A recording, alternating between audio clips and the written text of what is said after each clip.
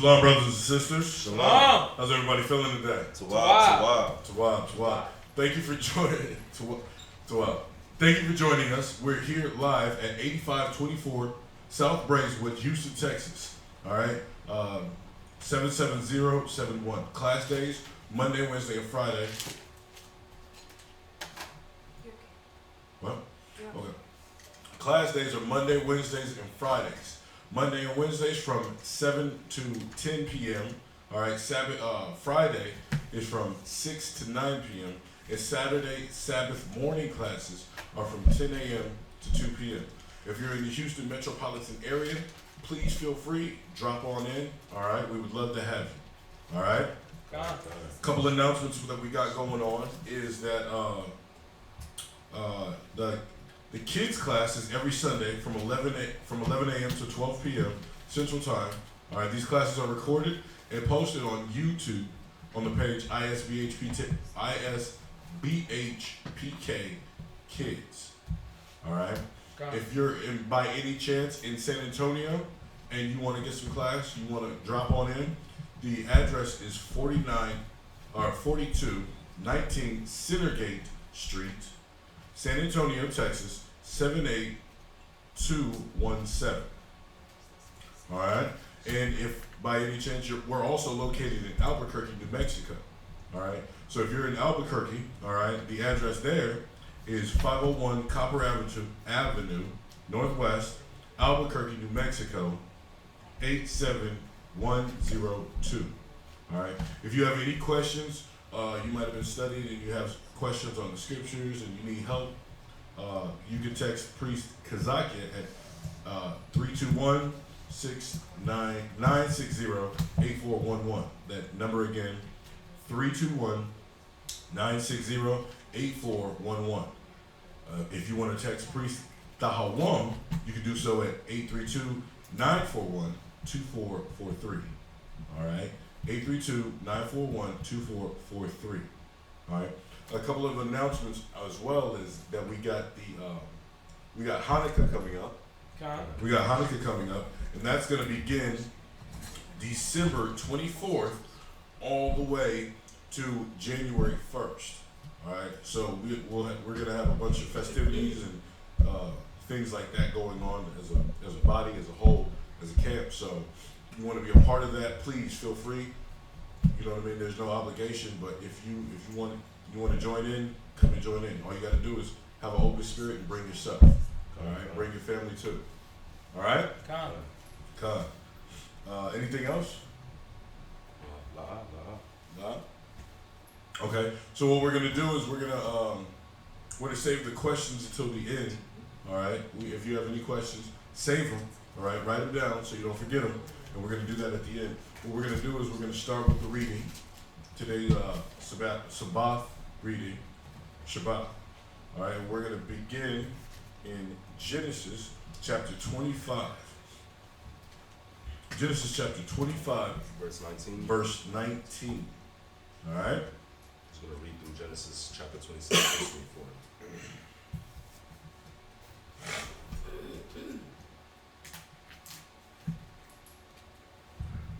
God. This is Genesis chapter 25 and verse 13.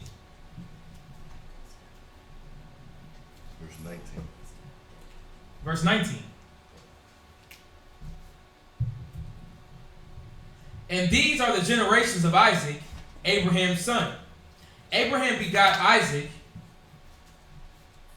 and Isaac was 40 years old when he took Rebekah to wife, the daughter of Bethuel, the Syrian, of Padan Aram, the sister to Laban, the Syrian. And Isaac entreated the Lord for his wife, because she was barren. And the Lord was entreated of him. And Rebekah, his wife, conceived. And the children struggled together within her. And she said, if it be so, why am I thus? And she went to inquire the Lord. So basically what we got going on is at this time Isaac just married Rebekah. All right? And so what's going on is he entreated the Lord like they've been married for so long and she still hasn't conceived. All right? So when she finally did conceive, it's a blessing, right? To be pregnant, to bear children, right? But she's feeling this war, this movement, right? They're fighting inside of her womb, and she's like, well, dang, if this is a blessing, why am I thus? Why am I feeling this way? Why does it feel like a curse? Yeah. Like, this is pain. This is horrible, right? So she entreated the Lord. Go ahead. Verse 23. And the Lord said unto her, 2 nations are in thy womb. So he's letting her know, listen, you got 2 different type of individuals, 2 nations, in every way, shape, and form and fashion, are in your womb, right? But yeah, literally. Go ahead. And 2 manner of people shall be separated from thy bowels. What was it? 2 manner of people. 2 different, completely polar opposite individuals are inside of it. You see that? Go ahead.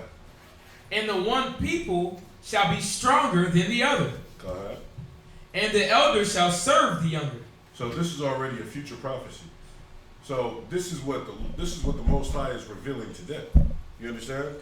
That it was predestined. So you could already, if you've already read this story, and what the churches always try to do is try to say Jacob tricked Esau into selling his birthright.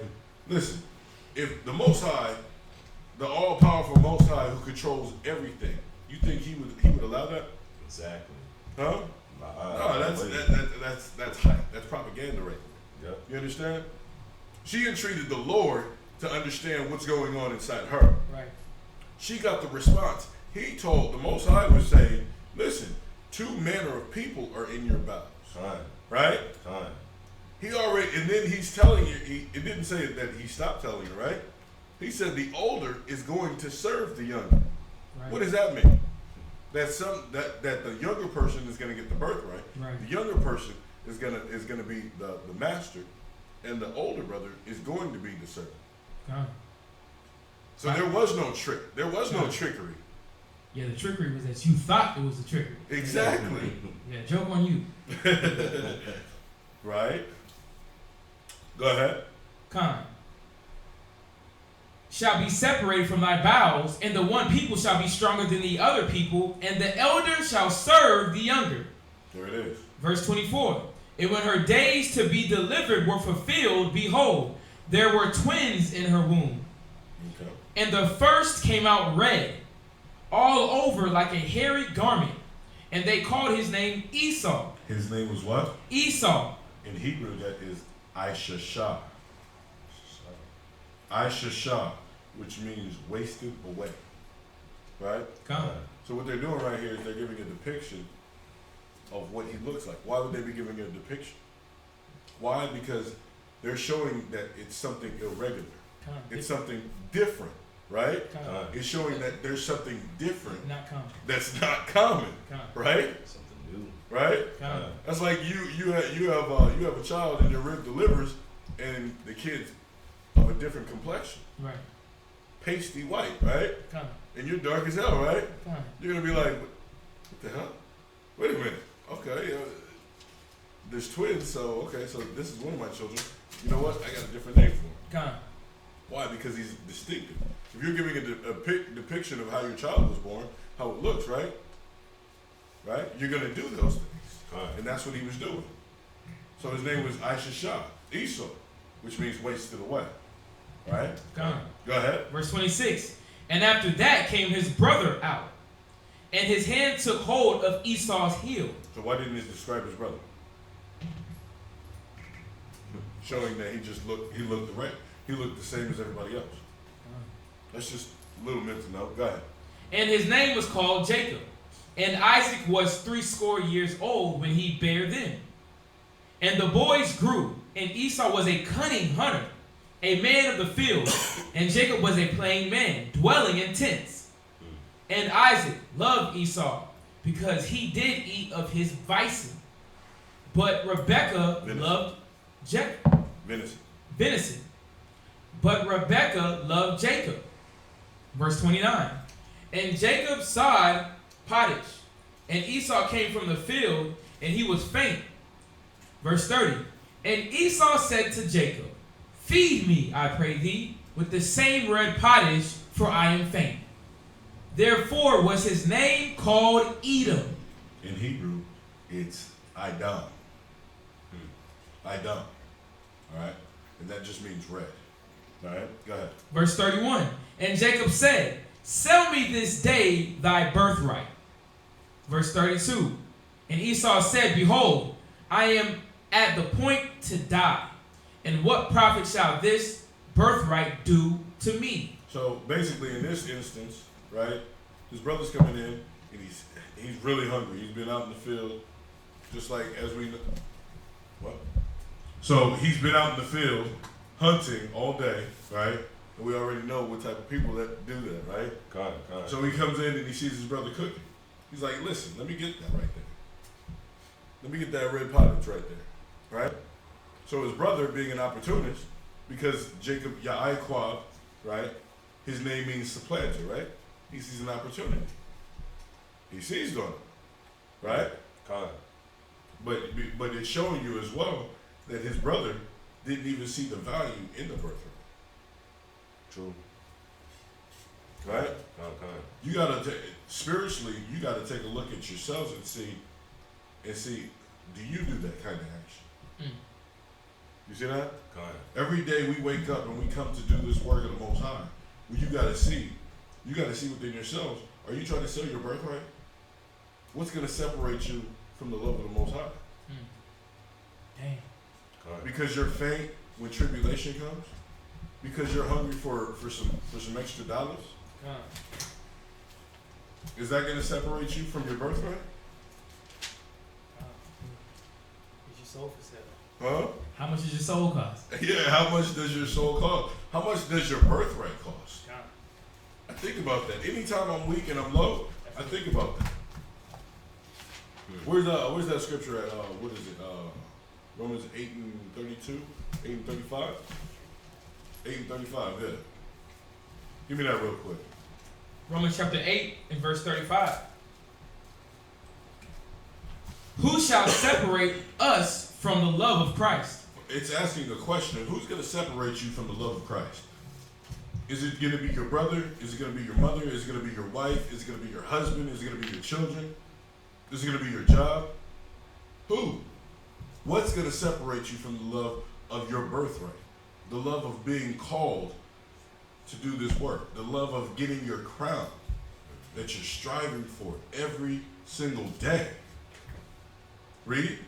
Shall the tribulation of this world, the trials of needing gas money, needing to get some bills paid, having some lights on, having a refrigerator full of food, is that going to separate you from your birthright?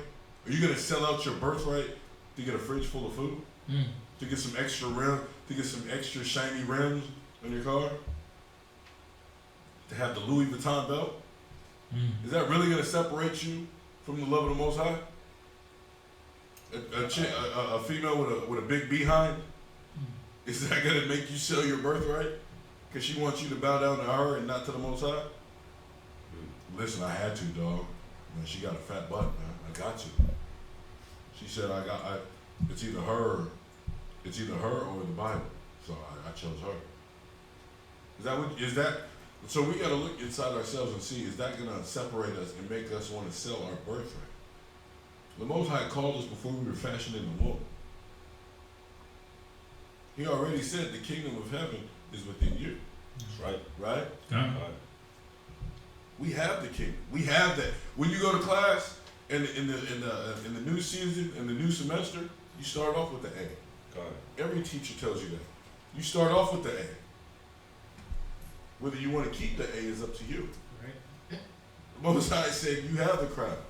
You just got to strive lawfully for it. But you want to give it up? Continue. Shall tribulation or distress or persecution or famine? No, and nobody's really going through these type of things. But that's all the way to the extreme. Nobody's getting persecuted for doing this work. Well, because you got to wake up a couple extra hours early? Because you got to go to bed a couple extra hours later? That's not persecution. You do that in the world. Right. Yeah. Times 10. Yeah. No sleep. Your boss will call you in on the weekend and be like, listen, I need you at the job and I need you to put in some extra hours. Right. If you're on a salary base, you're always, if you're on a salary job, you're screwed. You're gonna work way more hours than the money that they're giving you. Yep. Yeah. So you're gonna do it for the world. Why wouldn't you do it for the Most High? Why wouldn't you do it for the crown that was already given to you? Read. Or nakedness, or peril, or sword.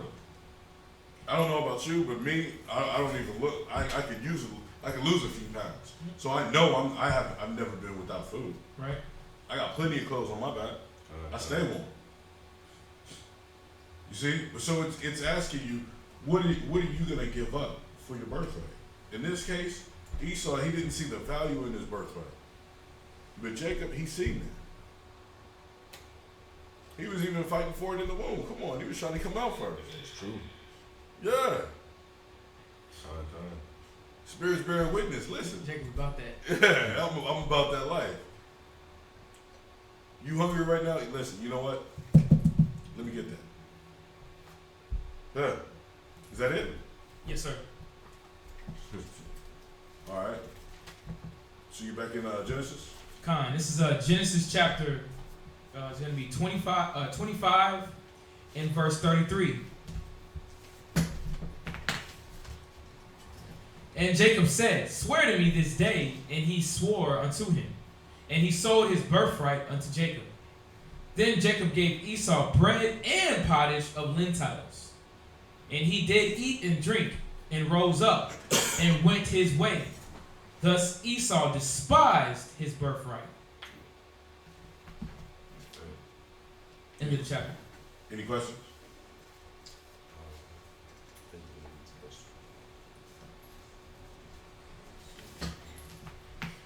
This is Genesis chapter 26. And there was a famine in the land beside the first famine that was in the days of Abraham.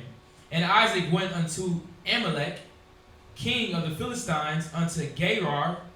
And the Lord appeared unto him and said, go not down into Egypt. Dwell in the land which I shall tell thee of. Sojourn in this land, and I will be with thee, and will bless thee. For unto thee and unto thy seed I will give all these countries. And I will perform the oath which I swore unto Abraham thy father. And I will make thy seed to multiply as the stars of heaven, and will give unto thy seed all these countries. And in thy seed shall all the nations of the earth be blessed, because that Abraham obeyed my voice and kept my charge, my commandments, my statutes, and my laws. I, Isaac, dwelt in Gerar. And Isaac dwelt in Gerar. And the men of Gerar. Verse 7. And the men of the place asked him of his wife, and he said, she is my sister. For he feared to say, she is my wife, lest, said he, the men of this place should kill me for Rebekah, because she was fair to look upon. Verse 8. And it came to pass, when he had been there a long time, that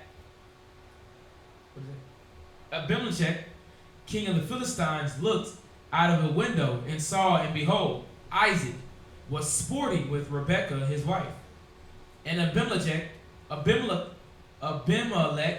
called Isaac and said, behold, of a surety she is thy wife. And how saidest thou, she is my sister? And Isaac said unto him, because I said, lest I die for her. And Abimelech said, what is this thou hast done unto us? One of the people might lightly have leaned with thy wife, and thou shouldest have brought guiltiness upon us. Verse 11. And Abimelech charged all his people, saying, he that touches this man or his wife shall surely be put to death. Then Isaac sold into that land, and received in the same year 100-fold. And the Lord blessed him. Verse 13. And the man waxed great, and went forward, and grew until he became very great. For he had possession of flocks, and possession of herds, and great store of servants.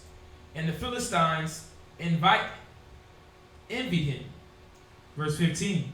For all the wells which his father's servants had digged in the days of Abraham his father, the Philistines had stopped them and filled them with earth.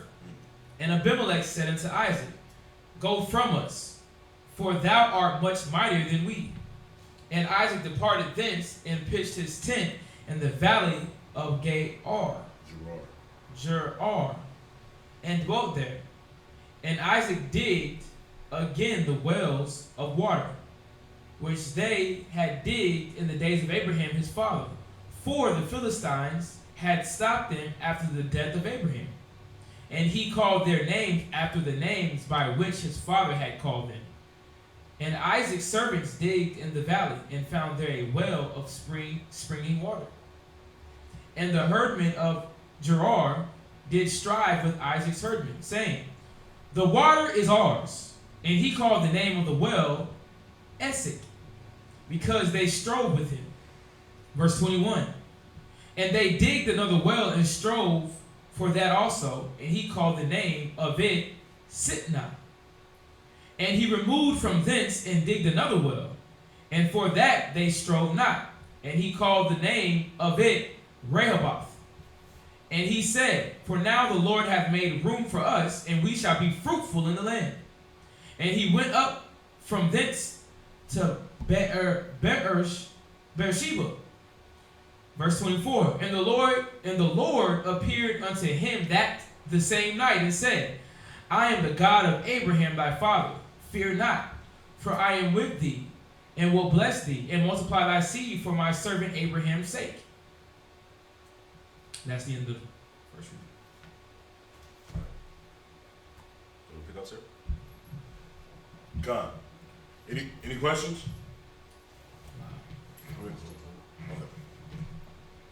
Genesis chapter 26, verse 25.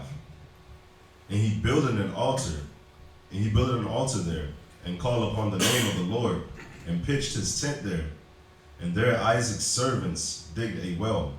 Then Abimelech went to him from Gerar, and Hazuzah, one of his friends, and Phicol, the chief captain of his army. And Isaac said unto them, Wherefore come ye to me, seeing ye hate me, and have sent me away from you? And they said, We saw certainly that the Lord was with thee. And we said, Let there be now an oath betwixt us, even betwixt us and thee, and let us make a covenant with thee, that thou wilt do us no hurt, as we have not touched thee, and as we have done unto thee nothing but good, and have sent thee away in peace. Thou art now the blessed of the Lord.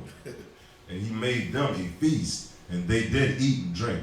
And they rose up betimes in the morning, and swore one to another.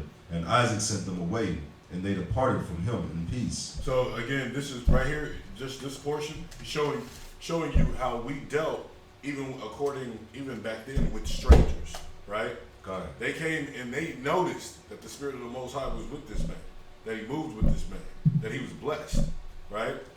And still, Isaac, he threw a feast. He was defensive at first because of their approach, but then he wasn't hostile towards them.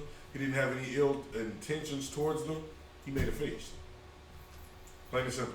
True that. Verse 32. And it came to pass the same day that Isaac's servants came, and told him concerning the well which they had digged, and said unto him, We have found water.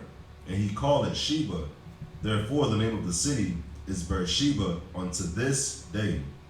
And Esau was 40 years old when he took to wife Judith, the daughter of Bet-Eri, the Hittite, and Bashemath, the daughter of Elon, the Hittite, which were a grief of mine unto Isaac and to Rebekah. Genesis chapter 27. And it came to pass that when Isaac was old and his eyes were dim, so that he could not see, he called Esau his eldest son, and said unto him, My son. And he said unto him, Behold, here am I. And he said, Behold, now I am old, I know not the day of my death. Nor now therefore take, I pray thee, thy weapons, thy quiver, and thy bow, and go out to the field, and take me some venison, and make me savory meat, such as I love, and bring it to me, that I may eat, that my soul may bless thee before I die. And Rebekah heard when Isaac spake to Esau his son, and Esau went to the field to hunt for venison, and to bring it. And Rebekah spake unto Jacob her son, saying, Behold, I heard thy father speak unto Esau thy brother, saying, Bring me venison, and make me savory meat, that I may eat and bless thee before the Lord before my death. Now therefore, my son, obey my voice according to that which I command thee. Go now to the flock, and fetch me from thence two good kids of the goats, and I will make them savory meat for thy father, such as he loveth. And thou shalt bring it to thy father, that he may eat, and that he may bless thee before his death. And Jacob said to Rebekah his mother, Behold, Esau my brother is a hairy man, and I am a smooth man. My father peradventure will feel me, and I shall seem to him as a deceiver, and I shall bring a curse upon me, and not a blessing. And his mother said unto me, Upon me be thy curse, my son. Only obey my voice, and go fetch me them. And he went and fetched and brought them to his mother. And his mother made savory meat, such as his father loved. And Rebekah took goodly raiment of her eldest son Esau, which were her in the house, and put them upon Jacob, her younger son. And she brought the skins of the kids of the goats upon his hands and upon the smooth of his neck.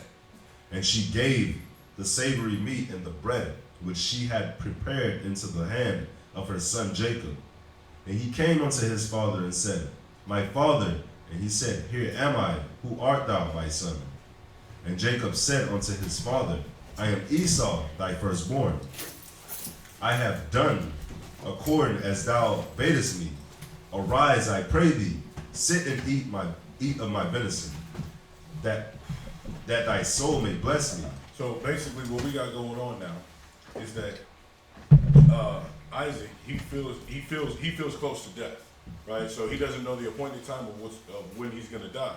So what he wants to do is he wants to bless his eldest son Esau, right? So before he dies, he tells Esau, listen, grab your bow and your quiver, and go out and grab you the venison that I love so much, right? Today, I guess that would be known as your gun and your holster. You know what I mean? Because that's what Esau's blessed with, the sword, right? So he goes out and he goes to hunt. Now his mother sees an opportunity for Jacob to get the blessing. You see that?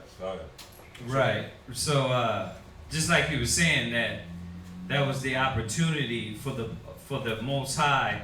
This is how the Most High is working around getting Jacob the blessing as opposed to Esau. So like you said earlier, this wasn't trickery. This was all plans of the Most High. This was his plan to fulfill the covenant, because it was going to go to Abraham, Isaac, and Jacob. Somebody asked us the other day in class also about the covenant, and was Esau robbed, or did Jacob trick? No, the Most High don't deal with that. This was all the plan for the covenant to go, the contracts, the blessings, for everything to go from Abraham, Isaac to Jacob. So that's what we're reading. That's what we're seeing here. Go ahead. Verse 20. And Isaac said unto his son, How is it that thou hast found it so quickly, my son? And he said, Because the Lord thy God brought it to me. And Isaac said unto Jacob, Come near, I pray thee, that I may feel thee, my son, whether thou be my very son Esau or not. And Jacob went near unto Isaac his father, and he felt him, and said, The voice is Jacob's voice, but the hands are the hands of Esau. And he discerned him not, because his hands were hairy, as his brother Esau's hands. So he blessed him, and he said, Art thou my very son Esau? And he said, I am. And he said, bring it near to me, and I will eat of my son's venison, that my soul may bless thee. And he brought it near to him, and he did eat. And he brought him wine, and he drank. And his father Isaac said unto him, come near now, and kiss me, my son. And he came near and kissed him. And he smelled the smell of his raiment, and blessed him, and said, see, the smell of my son is as the smell of a field which the Lord hath blessed. Therefore God give thee of the dew of heaven, and the fatness of the earth, and plenty of corn and wine. Let people serve thee, and nations bow down to thee. Be Lord over thy brethren, and let thy mother's sons bow down to thee. Cursed be every one that curseth thee, and blessed be he that blesseth thee. Second reader. Right. So that was in the second reader? Go ahead. Did you read it? No, lie. Okay.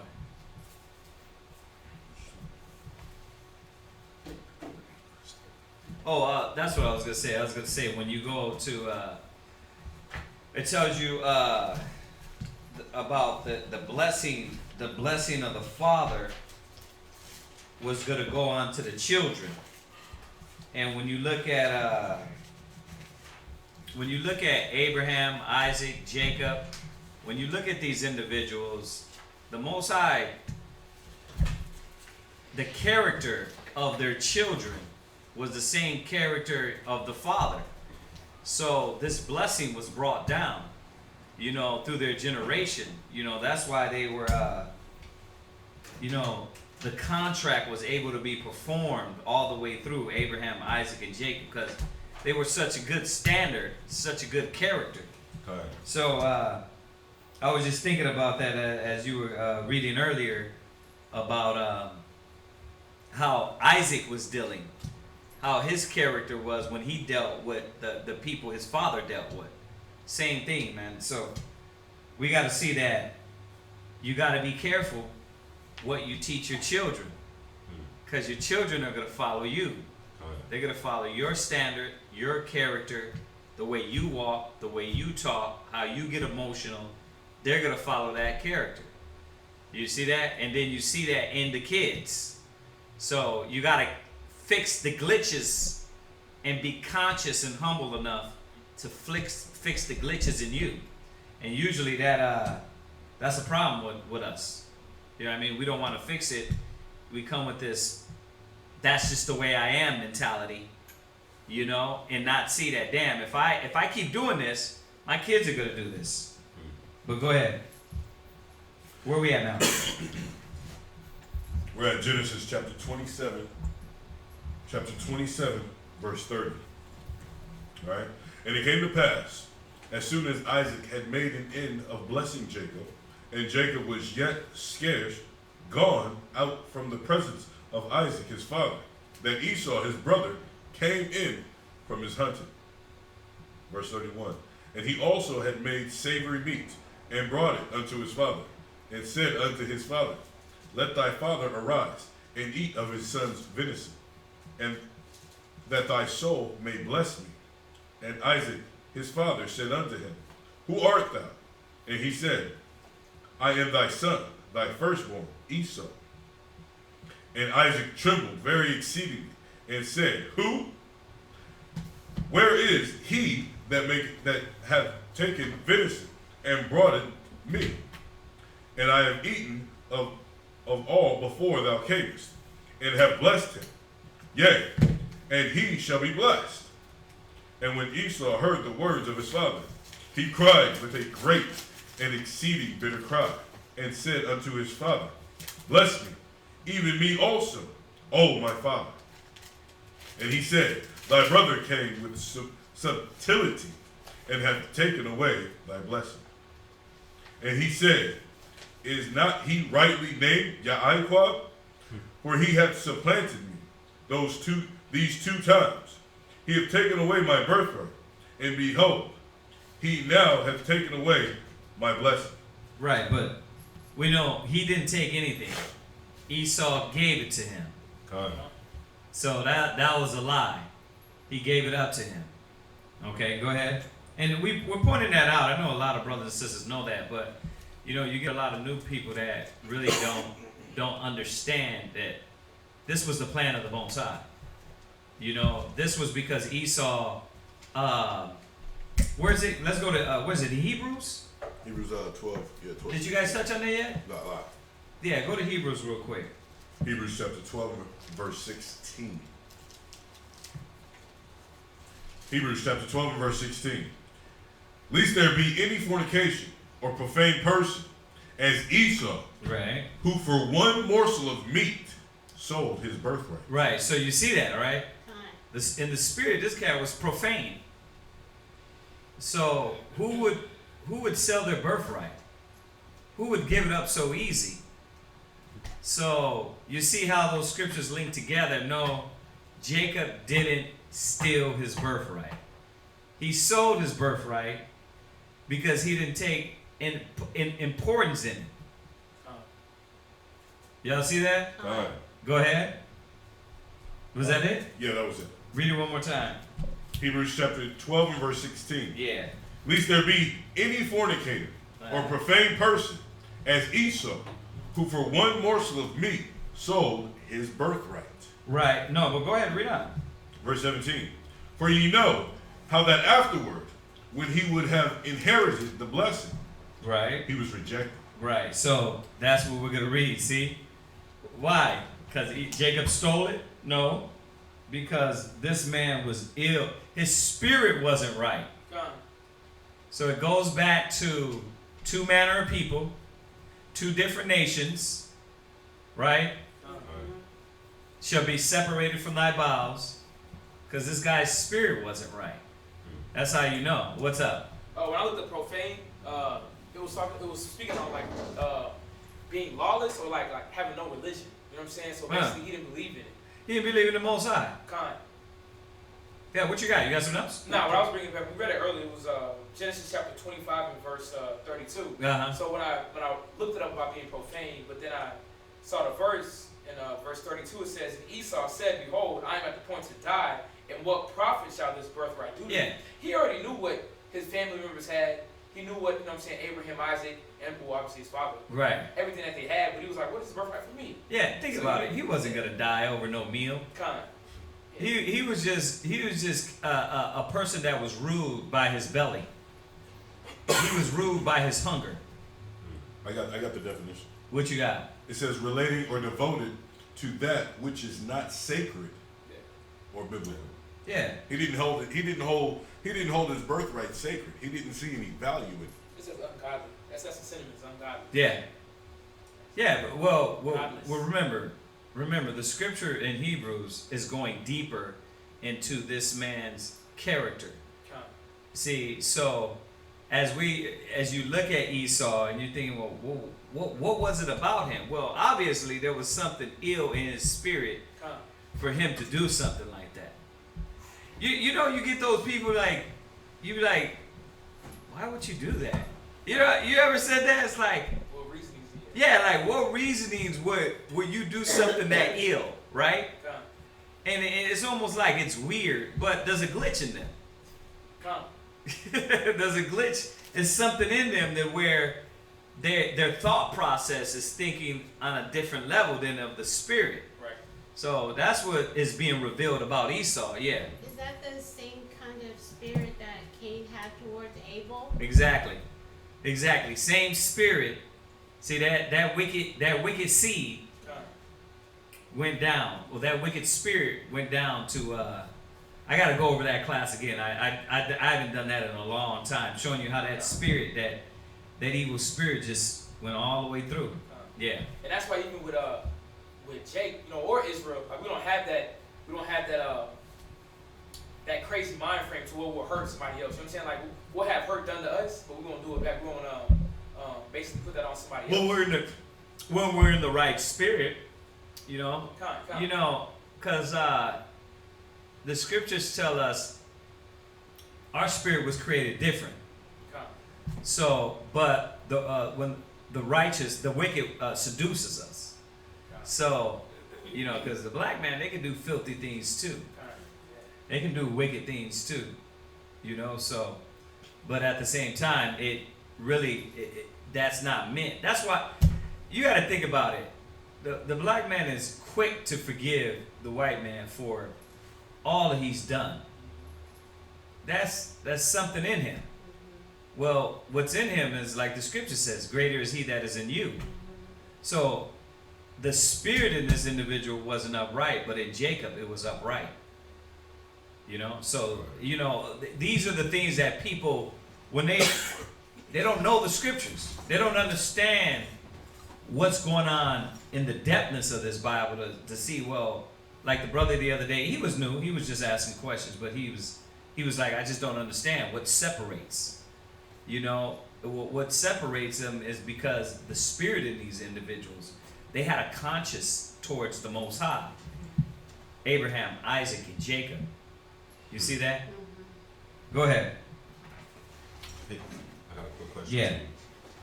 When you keep reading on in verse 17, when it says, "For he found no place of repentance, though he sought it carefully with tears."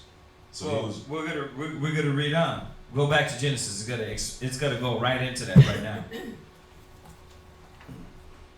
Genesis chapter 27 and verse 35. Mm-hmm.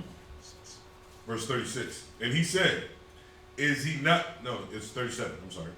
And Isaac answered and said unto Esau, behold, I have made him thy Lord, and all his brethren have I given to him for servants. Right. So now we understand where it says back in 2nd Esdras, chapter 6, where it says, it's verse 50, 2nd Esdras 6, verse 56. And for the other people which also come of Adam, thou hast said they are nothing, but be like unto spittle, and has likened the abundance of them unto a drop that falleth from a vessel. And now, O Lord, these heathen, which have been reputed as nothing, have begun to be lords over us and devour us. Now, I said it the other day also, when it says in Isaiah 40 verse 15, that all nations before him as the dust of the balance. That it didn't mean that, oh yeah, compared to the Creator, it really meant they're nothing. That the Most High looks at them as nothing because he chose Israel to be that seed. But we, thy people, whom thou hast called, thy firstborn, thy only begotten, thy fervent lover, are given into their hands. If the world now be made for our sakes, and this is once again reiterating that the world was created for us. You see that? Right. So, why is all this happening? Because it was created from the beginning, from the foundation of the earth. The Most High had ordained that the children of Israel would be the chosen people above all nations on the face of the earth. So everything is just falling into place. Yeah. 2nd Esdras 9 and 22 about born in vain. Yeah. Right. But that's talking about the destruction more so. But y'all get that, right? Everything is falling into place, dealing with Esau, Jacob, dealing with his why he gave it up. So these are the scriptures to where you're gonna be able to show people, oh no, he didn't steal his birthright. The Most High had this plan from the beginning of the foundation of the world. What's up? Also in Habakkuk chapter 2, Uh-huh. chapter 2, verse 4 and verse 5. It says, behold, his soul, which is lifted up, is not upright in him, but the just shall live by faith. Verse 5. Yea, also, because he transgresseth by wine. He is a proud man, neither keepeth at home. Right. So now it's going into the deepness of where these individuals sin. And this is what I don't get. When you look at Esau and Jacob, if you were to say, like if you didn't know no history, and you were to say to yourself, who are the people that have been evil towards the black man. Right? Like, will cats say, oh, Esau's not the so-called white man? You don't even, you're not thinking. Like, well, what brother has been hostile against another brother all the way through these whole long centuries? You know, his hostility is still in 2016. So for you to not see that, and the character and the spirit, the so-called white man, America has perpetuated, you're lost. On top of, we got the history books, we got where the Romans said they are the Edomites. On top of all of that, we got all that, no doubt. Plus the biblical facts, plus more so if you look at history over the ages, the so-called white man has been, hateful towards his brother. You know, so, but I like that. I was actually thinking about that one. Because his spirit is not upright within him. That's why he did what? He sold his birthright. His spirit's not upright within him. Nobody would do that. Right. You see that? And then it goes into the, like you're saying, the characteristics. Come on, he's a proud man. Yeah. Come on, what's America's motto? The pride of America. Proud to be an American, right? Right. Neither keepeth at home. Mm-hmm. This is the only country in the world, in the planet, that never stays in its own country. Hell no. They want to be in everybody's business. Oh my gosh. Dude. They want to be in every nation. They want to Ear hustle. they want to jizz their democracy. Yes. They want to jizz their democracy on every nation. And we got a definition. We gotta blow that up. But the definition of democracy was that demonocracy. A body of ruling demons. The body of ruling demons. Yeah. And that's really what it goes back down to, is that you're dealing with a people, man, the spirit in him. Think about it. This is the same man. That's his seed that came through. But what did the Most High do? He separated him.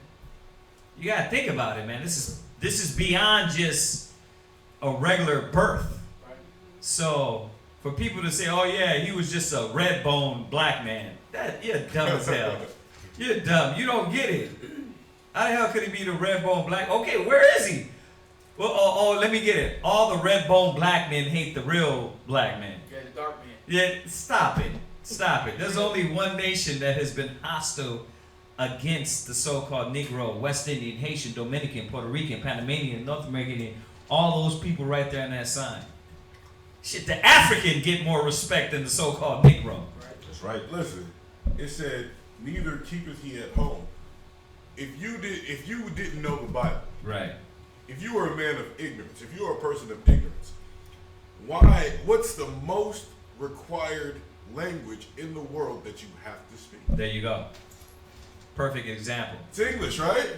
Perfect. It's English. Perfect example. You in Afghanistan. You don't speak their language. You gotta speak some English. Yeah, every nation. That's true, man. That's true. All roads lead to Rome. Yes. All roads lead to Rome. Man, what's that saying? It said, something about if you don't know. All roads lead to Rome, man. It comes back to that. But let's jump back. That was on point. Habakkuk 2:5. Let's jump back. All right. Verse 37. And Isaac answered and said unto Esau, Behold, I have made him thy Lord, and all his brethren have I given to him for servants. And with corn and wine have I sustained him. And what shall I do unto thee, my son? And Esau said unto his father, Hast thou but one blessing, my father? Bless me, even me also, my father. And Esau lifted up his voice and wept. And Isaac his father answered and said unto him, Behold, thy dwelling shall be the fatness of the earth. Right. So back to what your question, Lakarab. in verse 17, for ye know how that after, when he would have inherited the blessing, he was rejected. Why? Because you gave it up already. So Isaac's saying, listen, I already gave the blessing out. God. Right? It says, for he found no place of repentance, though he sought it carefully with tears. God. It's too late to cry. Yeah. So. Yeah. What I was asking was, back in verse 36, when it says, and he said, is not he rightly named Jacob? For he has supplanted me these 2 times. He took away my birthright, and behold, now he had taken away my blessing. So was Isaac like, you really made this dude take away your blessing? How did you give that up? What are you thinking about? You know what I'm saying? Right. So he said it out loud, so that's why Isaac answered him in verse 37. So what I was thinking was, that's why Isaac was like, oh yeah, you really gave it up. Now I don't even feel bad for giving him the blessing, because like you were saying, it's like a glitch in the spirit. It's a glitch in your thinking. Yeah. So, what is your, as a father, you're thinking like, what is your problem? Like, yeah. You know your brother? Yeah. Don't you know his name is Jacob? But I think Isaac was thinking like, you know Abraham. I've talked to you about Abraham and where we're coming from. So why?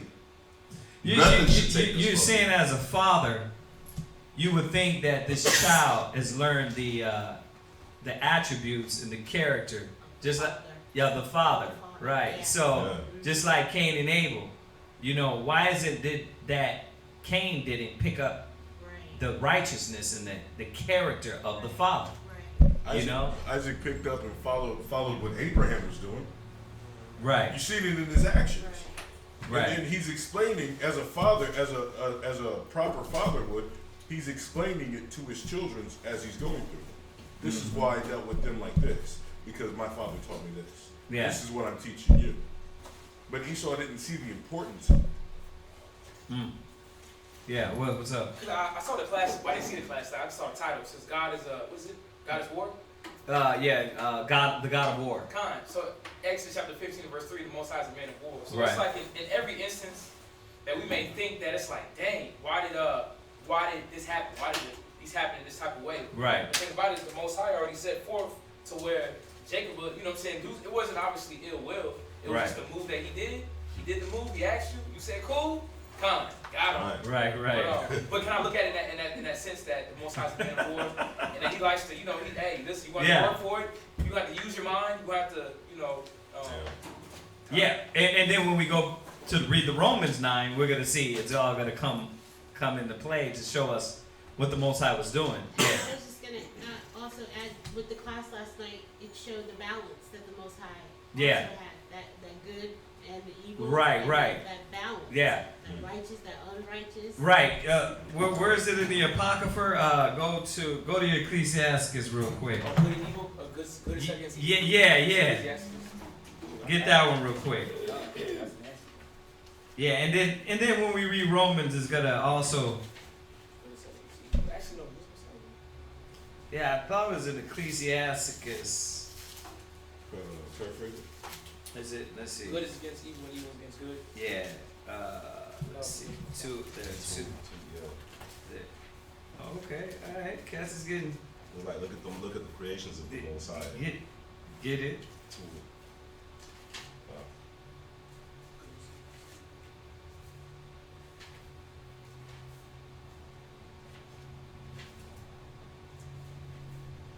Wow. 33. Ecclesiastes 33 verse.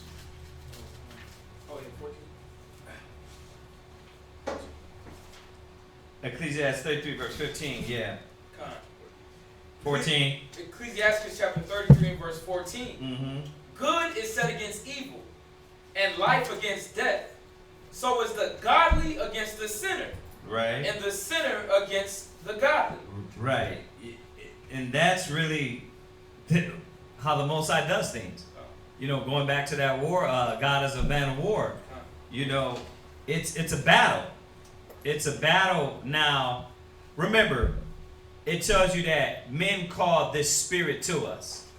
men called evil to us. So now the righteous have to stand up now. The earth can't just be overthrown with wickedness, because if that's the case, I'm going to have to damn kill everybody again. Who will stand up against the evildoers? Right. So now he's like, okay, well then let the righteous shine. You're the lights of the world. You're lights shining out of darkness. Right? So let your light shine, because your light is going to put a difference between the darkness and this world. Right? So verse 15. So look upon all the works of the Most High, and there are 2 and 2, right? One against another. Yeah, and that's everything. When you look at, there's a lot of scriptures we didn't go over in that war class, but this is one of them. Was that look how the Most High deals? It's set up that way. Esau, Jacob, Cain, and Abel, right? Christ, Satan. He created it. Why? Because the Most High, he wants to see this battle. He wants to see a fight. And then he wants to see his people shine in the end. His son is going to shine. That's the story. His son shines in the end, right? But like if you even take it away from the Bible, and listen to what I'm saying. If you take it away from the Bible and you look at creation, you can see how it's logical. Yeah. Oh, you see that? Like this is not far-fetched, because a lot of people are like, oh, you know what? That's a fairy tale. It's not real. Nah, I mean, look at creation. Look at nature itself would teach you that everything in nature, there's one against the other. You got the lion, you got the deer. You know what I mean? No, they were doing. I was watching that with the kids on the Discovery Channel. The lions, they have to cross the river to go get the gazelle to eat. Yeah. And bring it back to their families. But in the midst of the water, you got the hippopotamus, who are always at constant battle. You got the hippopotamus and the alligators that are in constant battles with those two with each other in the water. But then those two against the lion that has to cross the water. Wow. So there's a fight everywhere. So you got to fight to get across the water. Then you got to hunt your prey. They're running from you, so they got to fight to save their lives. Then you got to bring that back to your kids, and you got to bring that. It's a battle. It's always a battle. It's eat or be eaten.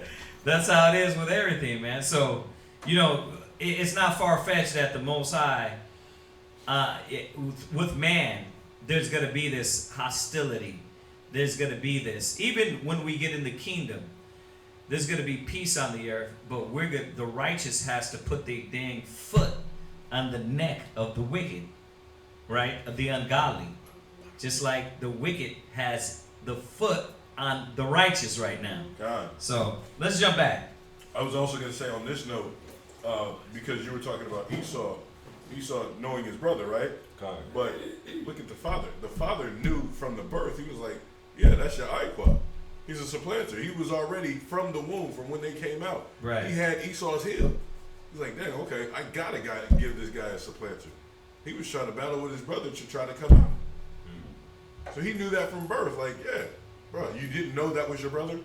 I was the one who gave him that name. God. Yep.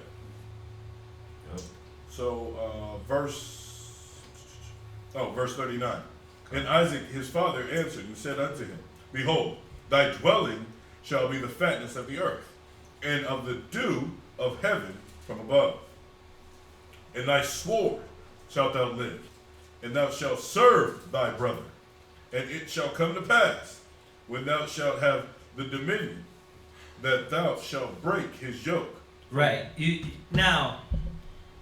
see why the hatred and the animosity when we were running from the other nations. Esau, well, when it says in Obadiah, when you were in the way, watch, go to Obadiah.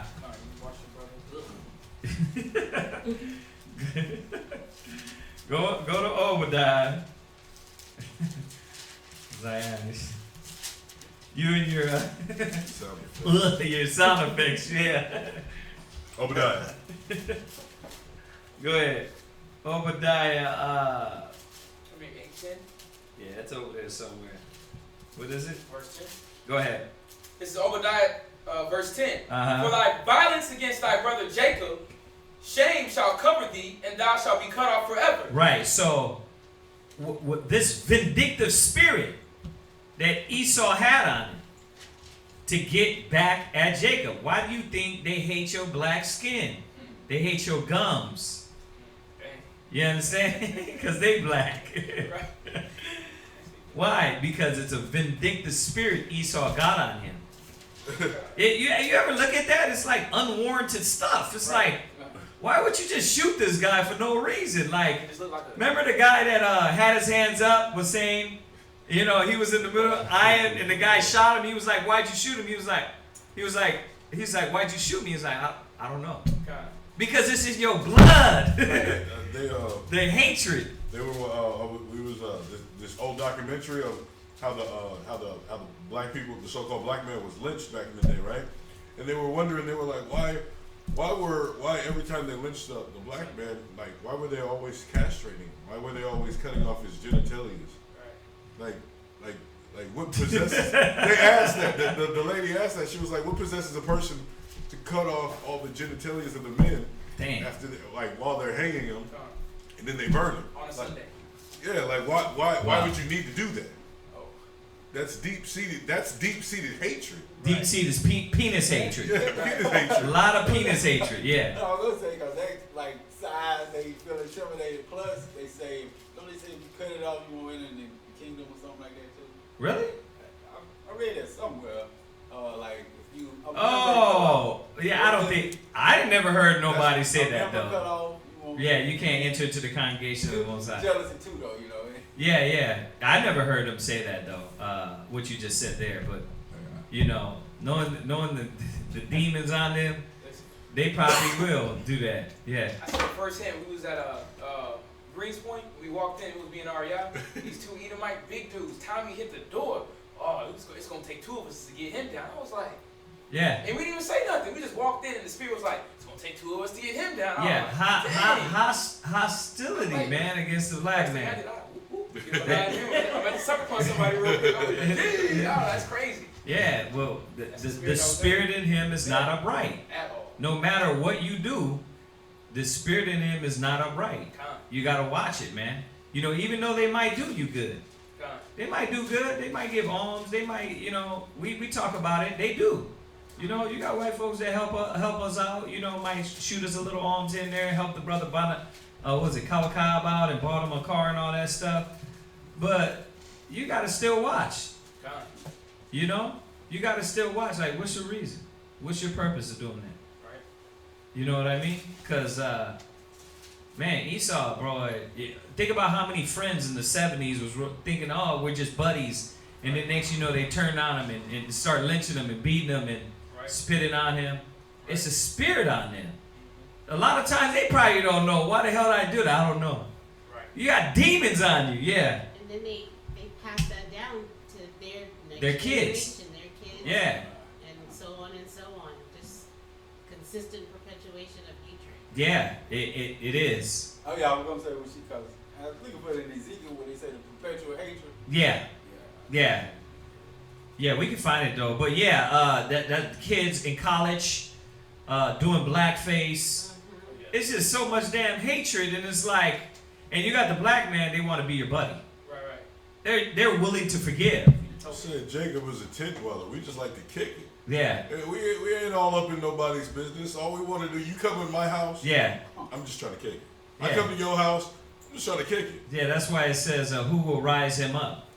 Who is going to rise him up to give him a backbone to destroy this kingdom and bring it down? But read on. Verse 11. Uh-huh. And the day that thou stoodest on the other side, and the day that the strangers carried away captive his forces, right, and foreigners entered into his gates and cast lots upon Jerusalem, even thou wast as one of them. Right, so Esau was helping out the nations deliver their brother into captivity and slavery.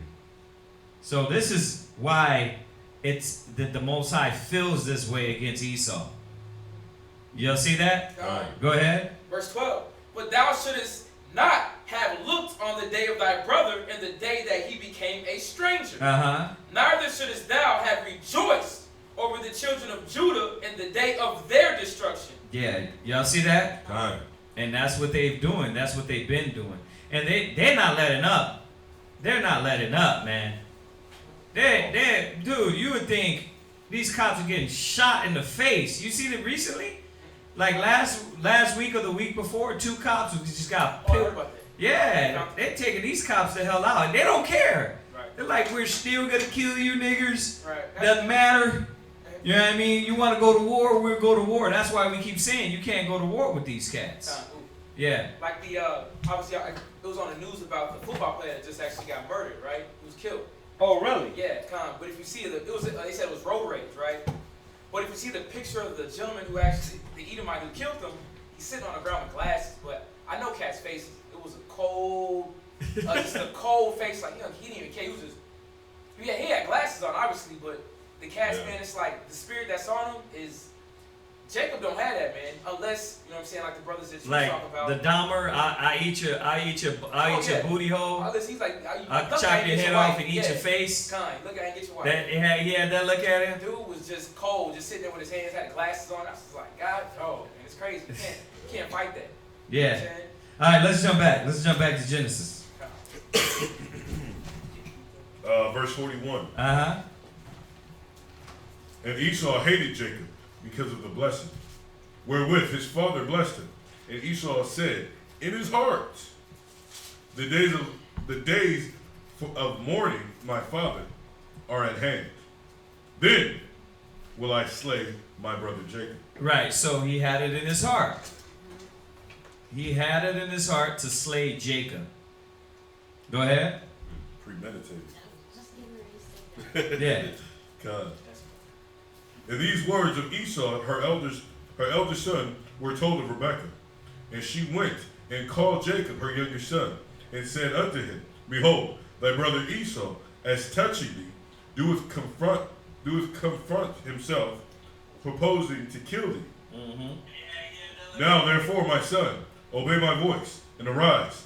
Flee thou to Laban, thy brother of Haran, and tarry with him a few days, until thy brother's fury turn away, until thy brother's anger turn away from thee, and he forget that which thou hast done to him. Mm-hmm. Then will I send and fetch thee from thence. Why should I be deprived also of you both in one day? Verse 36. Where we at? 46, I'm sorry. Genesis chapter 27 and verse 46. Right. And Rebekah said to Isaac, I am very weary of my life, because of the daughters of Heth. If Jacob took a wife of the daughters of Heth, such as these, which are of the daughter of the land, what good shall my life do me? Right. So you see that also. Remember Abraham said that about Isaac also? Last Sabbath class when we went over it?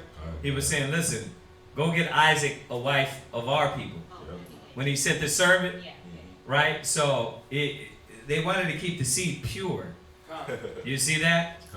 So, I have a question. yeah. So she already knew that the nations wouldn't take care of her, or is that what she's saying? Rebecca is saying that if he got a daughter from a nation, that why would she say that her life would not? What good shall my life do? Right. She knows that the character, the standard of them wasn't going to be the standard of our people. Remember, these are Hebrews, not Israelites yet. This is Abram the Hebrew, Isaac the Hebrew, Jacob the Hebrew, right? So, remember this line came down through Adam from Peleg, right? From Peleg to Eber. From Eber, Terah his father didn't even follow right. So it went straight to Abraham. You see that? So we're talking about a righteous line, a righteous seed that went all the way through. You see that? To Abraham, Isaac, and Jacob. Go ahead. All right, so where are we at now? chapter 28, verse 1. No, through 9. 28 verse 1 to the 9th verse? Yes, sir. Okay, that's what he's reading that. Okay, go ahead. Okay. Verse 20, chapter 28 and verse 1, Genesis. And Isaac called Jacob and blessed him and charged him and said unto him, Thou shalt not take a wife of the daughters of Canaan. Arise, go to Padaram, to the house of Bethuel, thy mother's father, and take thee a wife from thence of the daughters of Laban, thy mother's brother. And God Almighty bless thee, and make thee fruitful, and multiply thee, that thou mayest be a multitude of people. Verse 4.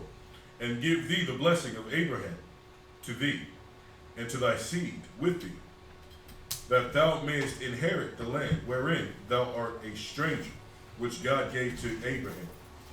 And Isaac sent away Jacob, and he went to Padaram unto Laban. Padanaram. To Padanaram. Right, now look that up in your Zondervan. Let me show you. Excuse me. Padanaram. Excuse me. Once again, you're dealing with, and I keep reiterating this, that way you brothers and sisters that are trying to understand where we're at in this time period, you have to see that this is a time period where all these Africans were around. Right? This is Sumeria. This is Mesopotamia. You see that? And out of Mesopotamia, the Most High is choosing Hebrews.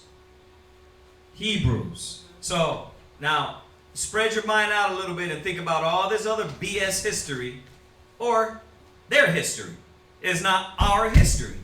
That's Egyptian history. Let that be for the Africans. That's, Hamitic. That's their history. That is not our history. You see that? We don't come from Ham. The Most High is choosing Hebrews. Y'all see that? He's choosing these Shemites. Yeah. What you got? Padanaram. Oh, Padanaram. I got, it is the home of Jacob's exile, the home of Laban. It is also sometimes translated as simply Mesopotamia. See, you see that? Mesopotamia. So now we're understanding, once again, and I'm going to keep saying this a lot because a lot of you young cats, you get in talk with these Egyptologists and ask them, say, what's the oldest civilization? Everybody knows, historians know, Mesopotamia, Sumeria is the oldest civilization. So out of that oldest civilization, what people did God choose? He chose the Hebrews. Not the Egyptians, not the Ham. Everybody was writing on the wall. Stop it. Oh, we have the oldest texts in his. We were all writing on the walls in Mesopotamia. You know what I mean? All languages come from Hebrew, number one. Right? Because when you go into Phoenician, now you're dealing with the Phoenician dialect, which was written on walls, which goes back to the Hebrew. You see that? So it's just little points like this, little keynotes that is gonna you use that to slay that BS about Egypt, and Egypt is the oldest and they're the wisest and all that BS. The Most High ain't choose the Egyptians. He ain't chose the Africans. He chose the Hebrews. Okay? All right, so go ahead.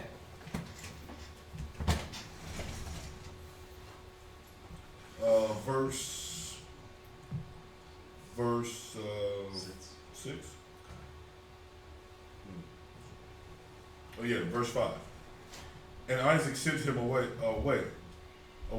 And Isaac sent away Jacob, and he went to Padanaram unto Laban, son of Bethuel, the Syrian, the brother of Rebekah, Jacob's and Esau's mother. When Esau saw that Isaac had blessed Jacob and sent him away to Padanaram to take him a wife from thence, and that as he blessed him, he gave him a charge, saying, Thou shalt not take a wife of the daughters of Canaan, and that Jacob obeyed his father and his mother, and was gone to Padanaram. And Esau, seeing that the daughters of Canaan pleased not Isaac his father. It shows you right here. Then went Esau unto Ishmael, and took unto the wives which he had in Mahalathaim, Well, yeah. Mahalath. Mahalath, Right. the daughter of Ishmael, Abraham's son, the sister of Naboth, to be his wife. And Jacob went out from Beersheba. Oh, that was it. Okay. All of Malachi So chapter I have a question. Yeah. So he said Esau went to Ishmael. and took Wives. to wives. Which Mahalath. So he didn't take Hebrew wives. No, he didn't take Hebrew wives. He took the nation. Yeah. As he does now today. Still. Huh? I said as he does today now. Yeah. So he even in that there was a separation. Like he didn't follow the custom that. Yeah. You see, he's a rebellious ass child. Rebellious. Right. Yeah, he's rebellious. Extremely. He's trying to do opposite of what his father's telling him. Mhm. So you can see that if you read the story. A lot of our people don't read the stories to understand what's the spirit in this individual. You know, what's he like? All right, where are we at now? Malachi, all of chapter 1. Malachi 1. Yes, sir. That's what I'm reading. No, that's his last chapter. Oh, that's his last chapter. Okay. Okay. Malachi, the first chapter.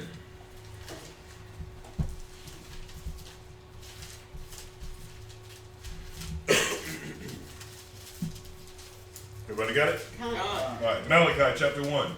The burden of the world of the Lord to Israel by Malachi. I have loved you, saith the Lord. Yet ye say, wherein hast thou loved us? Mm-hmm. Was not Esau Jacob's brother, saith the Lord? Yet I loved Jacob, and I hated Esau, and laid his mountains. Right. Wait, do me a favor, right? Give me that book. Who is Esau? Who is Edom? Because we might as well bring this out again for the brothers and sisters that don't have it. It should be over there. Don't remember y'all brought it back. You want me to tell you? Oh, poo. Let me see. Yeah. I hate that. I got it at the house, but yeah, in the book, who is Esau, who is Edom, and of course a white man wrote it, and you know, he tells you in there that they don't want to be known.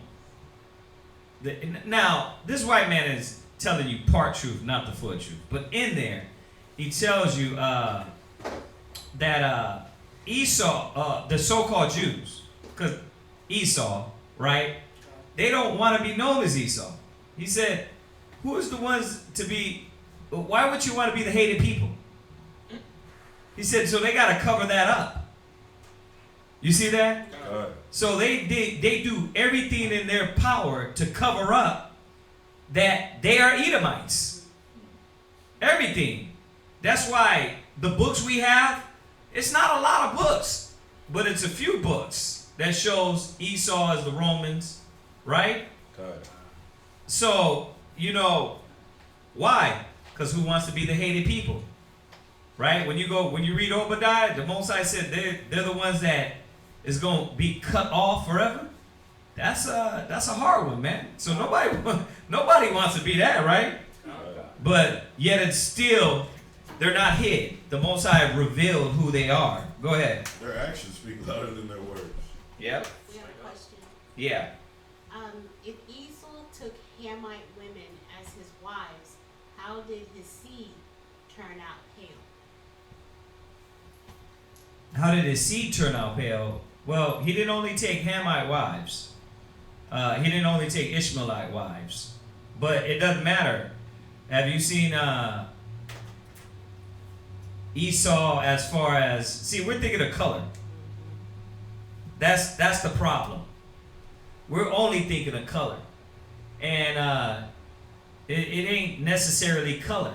That's why it says all Israel is not of Israel. Because you got black people that have Edomite fathers. And they're Esau. So, but as far as the white man in the whole, as far as his children, you know, it didn't matter if they were different colors. You know, because I'm sure he had some pale kids. Now, let's look at the curse of leprosy. Right? Think about it. Let's look at the curse of leprosy. That curse goes down to your kids. So you got one of the first men that has been brought forth white or pale or no skin pigment, right? As one dead. I'm sure whatever kids they had having, those kids were cursed with that curse. So it didn't necessarily, I mean, if you want to look at it color-wise, but because the Most High was going to reveal who Esau was regardless. He wasn't going to hide. You know what I mean? He couldn't have been just the people of, you know what I mean, all dark skin. You know what I mean? I'm sure he had some dark skinned kids, no doubt. But at the same time, for Esau's seed to survive, right? For the people to be known who they are, this seed had to flourish looking like Esau. They had to flourish. The Most High wasn't just going to let them, I'm going to put this curse on you and then hide you. That it didn't work like that. So you got to look at the whole Bible and see how the Most High, according to the Bible, thinks. He wasn't just going to let them hide. Because if that's the case, then we wouldn't know who Esau was. What? Oh, I was going to say, because people always say, well, you believe one white dude had all, changed the color that he slept with them, but, nobody really don't know. They might know, that what his seed look like, Right. You know what I'm saying? They try to use that to be like, he can't be Esau, but right. You really don't know, what his seed look like, Right, you don't know what his kids per se look like. Exactly, they might have come out like him. They might have came out, exactly. So, that's technicalities. But if you want to void out the technicality of what could have or what would have, just rewind and understand according to the spirit of the curse that the Most High put on them, right? How was these people going to be known for what they've done if their seed were going to be mingled so much, right? But you could see after generation and generation, their seed still maintained that image and how they looked. Yeah. I was just going to say too, that's one of our identifying marks of the curses that the Most High put on us, like us being in the hoods and children and men leaving their wives, and all that. That's, Exactly. The signs on the that. sign. Yeah, one of the signs was the first shall come out red all over like a hairy garment. Right. So, as one half dead, right? Like the scripture says. So, I don't think per se just because he got Egyptian wife that now all his kids were dark, because he had many wives. So you got to look at it in that form also. Go ahead. What's up? I was gonna say, then remember, he's not gonna deal the same way we dealt with. So you got his offspring that are probably gonna still be intermingled with their offspring. Right. So if you look, good way to look at it. Like, so you figure, right? He married an Egyptian woman, right? But his kid comes back and married an Edomite woman. You see that? Mm-hmm. Like, you had many. Watch, when you go to Esau, how many his kids, his line, right? He had kids. He had a lot of kids. So it could have, if you're looking at just the color aspect, because we know regardless, I don't give a damn you dark skinned, those kids were still Edomites, right? But that gene is strong. You look at like mixed brothers, brothers that have kids with Esau. You can see they Esau. There's Esau somewhere in there. It ain't, you gotta be real dark. Real bright dark. And sometimes you can still tell, oh, these kids are mixed. So look at it from that standpoint if you're dealing with image or color, from the color aspect. Alright, go ahead. Oh, we're in Malachi, right? Malachi chapter 1, verse 3. And I hated Esau, and laid his mountains and heritage waste for the dragons of the wilderness. Whereas Edom saith, we have impoverished. We are impoverished. But we will return and build the desolate places. Thus saith the Lord of hosts, they shall build, but I will throw down. Mm-hmm. And that's the mentality of the so-called white man. That, okay, you curse me, but guess what? I'ma still defy you. Right? That's that whole Tower of Babel mentality. You're going to break us down, but we're going to find another way to be corrupt, to be wicked, to defy. Yeah. And also like to be rebellious towards the people of the Most High. Yeah. Be hated, like take their hatred out on us. Yeah. To defy the Most High. Right. Like when Esau will go into the hood and break down projects, their projects, but then build like expensive. Oh right, yeah. For Esau to move in because we're gonna can't afford to be right. there. We're gonna change the area. We're gonna monopolize off the area. Yeah, go ahead. And they shall call them Uh-huh. the borders of wickedness. Right. And the people against whom the Lord hath indignation forever. Uh-huh. And your eyes Y'all see that? Indignation forever. That's a hard one right there, man. You're not getting away, Esau. Go ahead. And your eyes shall see, and ye shall say, the Lord will be magnified from the border of Israel. Mm-hmm. And a son honoreth his father, and a servant his master. If then I be a father, where is my honor? And if I be a master, where is my fear? Saith the Lord of hosts unto you, O priest, that despise my name. And ye shall say, wherein have we despised thy name? Ye offer polluted bread unto mine altar. Mm-hmm. Now listen, it's jumping. Y'all know this talking. It's talking to Israel. But remember, it starts out, I have loved you, saith the Lord, yet ye say, wherein hast thou loved us? And then he points out Esau, right? Then he comes back and tells Israel why, he's reminding them how they're acting. Verse 6, right? Go ahead. A son honoreth his father, and a servant his master. If I then be the father, where is my honor? Mm-hmm. And if I be a master, where is my fear? Saith the Lord of hosts unto you, O priest, that despise my name. Now you can see that he's talking to Israel. Yeah. And ye say, wherein have we despised thy name? Verse 7. You offer polluted bread unto my altar. And ye say, wherein have we polluted thee? I say, in thee, in that ye say, the table of the Lord of hosts, of the Lord, is contemptible. Mm-hmm.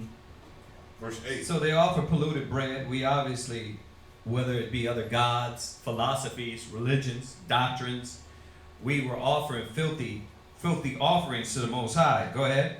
Verse 8. And if ye offer the blind for sacrifice, is it not evil? Mm-hmm.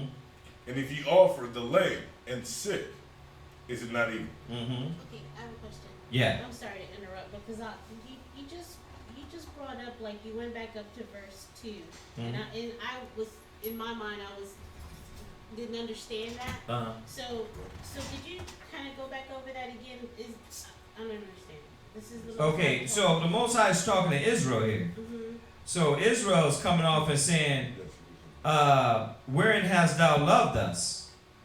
And the Most High is like, what do you mean, wherein has I loved you?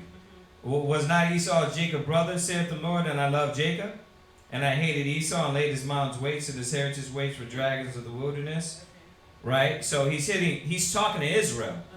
Then he's coming back, and after he reminds us what Esau was and how the Most High chose Jacob, he's coming back and said, as his son honoreth his father and his servant his master, if then I be a father, wherein is my honor? So you suppose, where's my honor at? Because I showed you, not only did I tell you, but I showed you I loved you. I showed you I chose you above all nations on the face of the earth, right? Okay. Where's my honor at? But you guys are polluting my temple. You're doing all things, sacrificing to gods, right? You offer blind sacrifice. Is that not evil? You want to bring me the sick. You want to bring me the lame. You want to bring me all the worst things. You won't give me the best of what you got. You want to give me half-ass sacrifice. That spirit of Cain. Yeah, that spirit of Cain. So now he's checking us. Yeah. Same thing. How about Yeah, he's checking us. Go ahead. verse 8? Verse 8. And if ye offer the blind for sacrifice, is it not evil? And if ye offer the lame and the sick, is it not evil? Offer it now unto thy governor. Will he be displeased with thee, or accept thy person? Saith the Lord of hosts. And now I pray you, beseech the Most High, that he will be generous unto us, gracious unto us. This hath been by your means. Will he regard your persons? Saith the Lord of hosts. Who is there even among you that would shut the doors for naught? Neither do ye kindle fire on my altar for naught. I have no pleasure in you, saith the Lord of hosts. Neither will I accept an offering at your hand. Mm-hmm. Remember Amos 5? I despise your feast days. Yeah. Right, because he's like, listen, the offering you're bringing is filthy. Right. Go ahead. Go ahead. Verse 11. Mm-hmm. For from the rising of the sun, even to the going down of the same, my name shall be great among the Gentiles. And in every place incense shall be offered unto my name, and a pure offering. For my name shall be great among the heathen, saith the Lord of hosts. But ye have profaned it, in that ye say, the table of the Lord is polluted, and the fruit thereof, even his meat, is contemptible. Ye say also, behold, what a weariness is it, and ye have snuffed at it, saith the Lord of hosts. And ye brought that which was torn and lame and the sick. Thus ye brought an offering. Should I accept this at your hand, saith the Lord? Right. So you're gonna give me something. You're gonna bring something, and you think I'm gonna take it? You know, it's like half-ass Israelites do nowadays. They think just because they show up, the Most High is good with that. The Most High said he wants a broken spirit, a broken and contrite heart. He don't care about you showing up. Right. He wants what's due to him, which is your spirit, not no half-ass sacrifice. Come. Right? And that's what he's reminding him. You bring me all this garbage sacrifice. I don't want that. What? Verse 10, Yeah. where he asked the question, who is there even among you that will shut the doors for naught? What was he talking about? Verse 10. Remember, he's talking about sacrificing. Neither do you kindle fire of mine altar for naught. Right? So why are you doing this? Why are you doing these sacrifice? Or he's just talking about behind the temple. Okay. Yeah. You know what I mean? You go into the temple, you shut the doors. That's all Okay. they say. Yeah.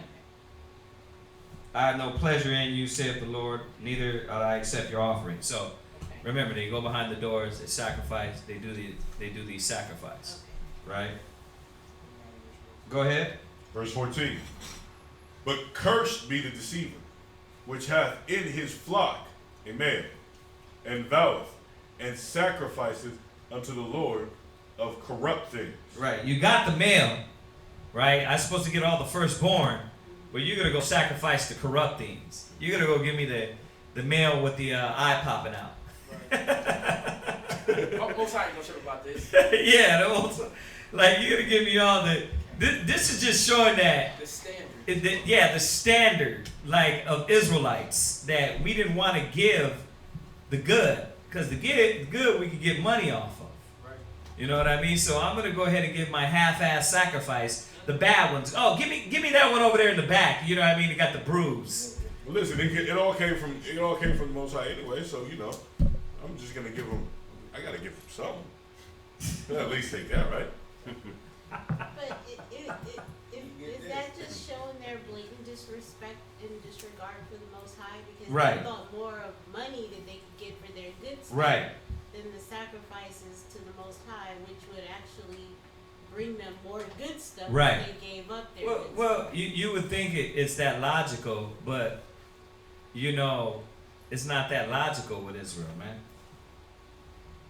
They always come up with an excuse. You know what I mean? I know I was supposed to give this, but you know what? I got this to handle. I got this to do. His family just But came up. this was required of the Most High. You made this vow. Come. Now all of a sudden you're not going to give what is required. You know what I mean? So, but remember, you got to put yourself in their mind state.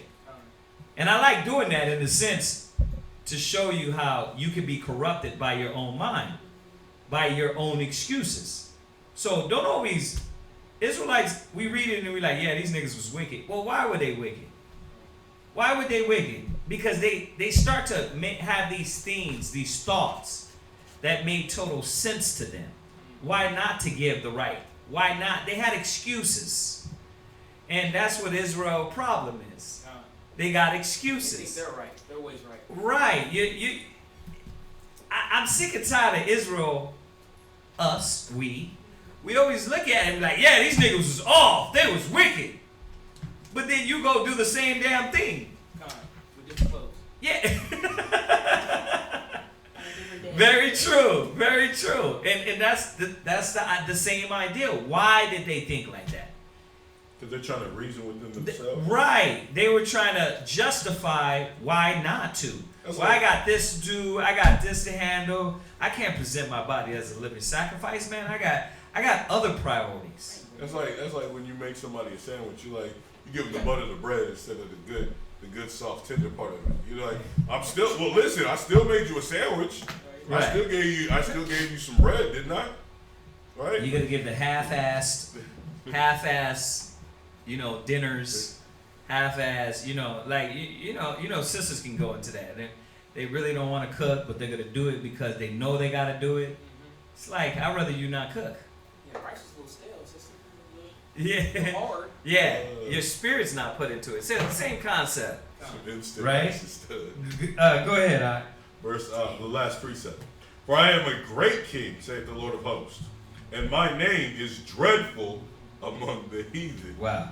As I. Love it. Love it. All right, where we at? Right here. Malachi chapter 2, verse 1 through 7. All right, Malachi 2, and I'm going to read to 7 verse. Yes, sir.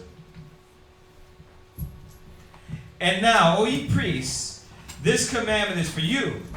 If ye will not hear, and if ye will not lay it to heart to give glory unto my name, saith the Lord of hosts, I will even send a curse upon you, and I will curse your blessings. Yea, I have cursed them already, because ye do not lay it to heart. Behold, I will corrupt your seed, and spread dung upon your faces, even the dung of your solemn feasts, and one shall take you away with it. And ye shall know that I have sent this commandment unto you, that my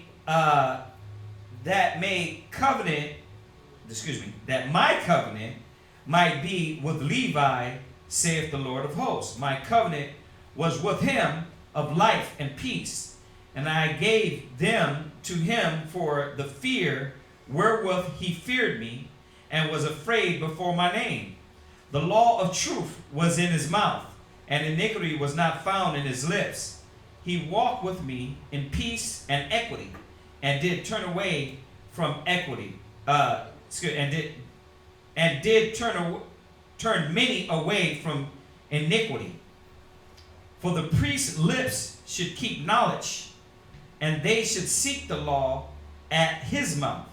For he is the messenger of the Lord of hosts. So the Most High is just reestablishing the priesthood. Okay. But ye departed out of the way, ye have caused many to stumble at the law, ye have corrupted the covenant of Levi, saith the Lord of hosts. Therefore have I also made you contemptible and base before all the people, according as ye have not kept my ways, but have been partial in the law. That's powerful. Powerful. Because that's how religion has taken out the law anyway. Yeah. So he's talking about the Levites, the priests, the ones that actually took the sacrifices, right? Right. Before the Most High. So what is he? I don't understand why he's saying this. Is he saying this to Israel? Because Well, in verse 1, and now, O ye priests, this commandment is for you. So obviously it's like he's talking to the priests and the people, okay. right? But he's reminding them what the standard was, Okay. as opposed to you guys falling out of this way. Oh, okay. Yeah. Because the Levites, they didn't do this. They did it the proper way. R- So r- is he r- comparing? Right. He's Okay. comparing verse 1. And now, O ye priests, this commandment is for you. Mm-hmm. So he's talking to them also. Remember the standard? Remember what you did? Okay. Remember how you walked? That was honorable. What you're doing now is not, right? Okay. Oh, I was only to read the verse 7. All right. My bad. All right. I like they deny that. I Yeah. had to get that, so. All right, so we're jumping to Romans, the 9th chapter, and looks like the whole chapter. Verse 30, yeah, pretty much. You might as well. So we're going to read Romans 9 all the way through. I say in the truth with Christ, I lie not, my conscience also bearing me witness in the Holy Spirit, that I have great heaviness and continued sorrow in my heart, for I could wish myself were accursed from Christ for my brother and my kinsmen according to the flesh, who are Israelites, to whom pertaineth the adoption and the glory and the covenants and the giving of the law, and the service of the Most High and the promise, whose are the fathers, and who, as concerning the flesh, Christ came. Very important point. God. The flesh, Christ came, who is over all the Most High blessed forever. Amen. Not as though the word of the Most High had taken none effect, for they are not all Israel which are of Israel. It very true. Like, that's spiritually and physically. A lot of people that we think are Israelites are not. Their father is Edomite. You're only judging them because they're dark skinned, but they might not be Israelites. So this is where Christ said, "Judge not by sight." When you go back to Isaiah 11:1, it talks about the prophecy of the spirit that's going to be on Christ, and it says, "He shall not judge by sight." Why? Because you're going to get it wrong. If you're judging by color, you're going to get it wrong. You got to judge by the spirit. Y'all see that? God. Because, and I'm saying that because besides the obvious, hey brother, what's your nationality? Oh, I'm a black man. Oh, what father black? Oh, grandfather black. But what about the ones that you do come in contact with where, hey, what's your father? I don't know. I was adopted. What are you going to do? Oh, you're too light-skinned? You can't make it. You're dark-skinned. You're in. Like, you can't judge like that. God. That's not the way to judge, yeah. I was going to say, so, yeah, like you're saying, so they should take that as an example and really not deal with that period. Yeah, well, To some degree. Yeah, to a degree, to where you can't get caught up into it. You can't get caught up into it. You know your father's a so-called Negro? You know he's an Israelite? Cool. You know what I mean? But am I gonna make you go get the DNA test? You know what I mean? Because you too light-skinned? Right. You wouldn't do that to somebody that was dark. Yeah, you see how it's a double standard?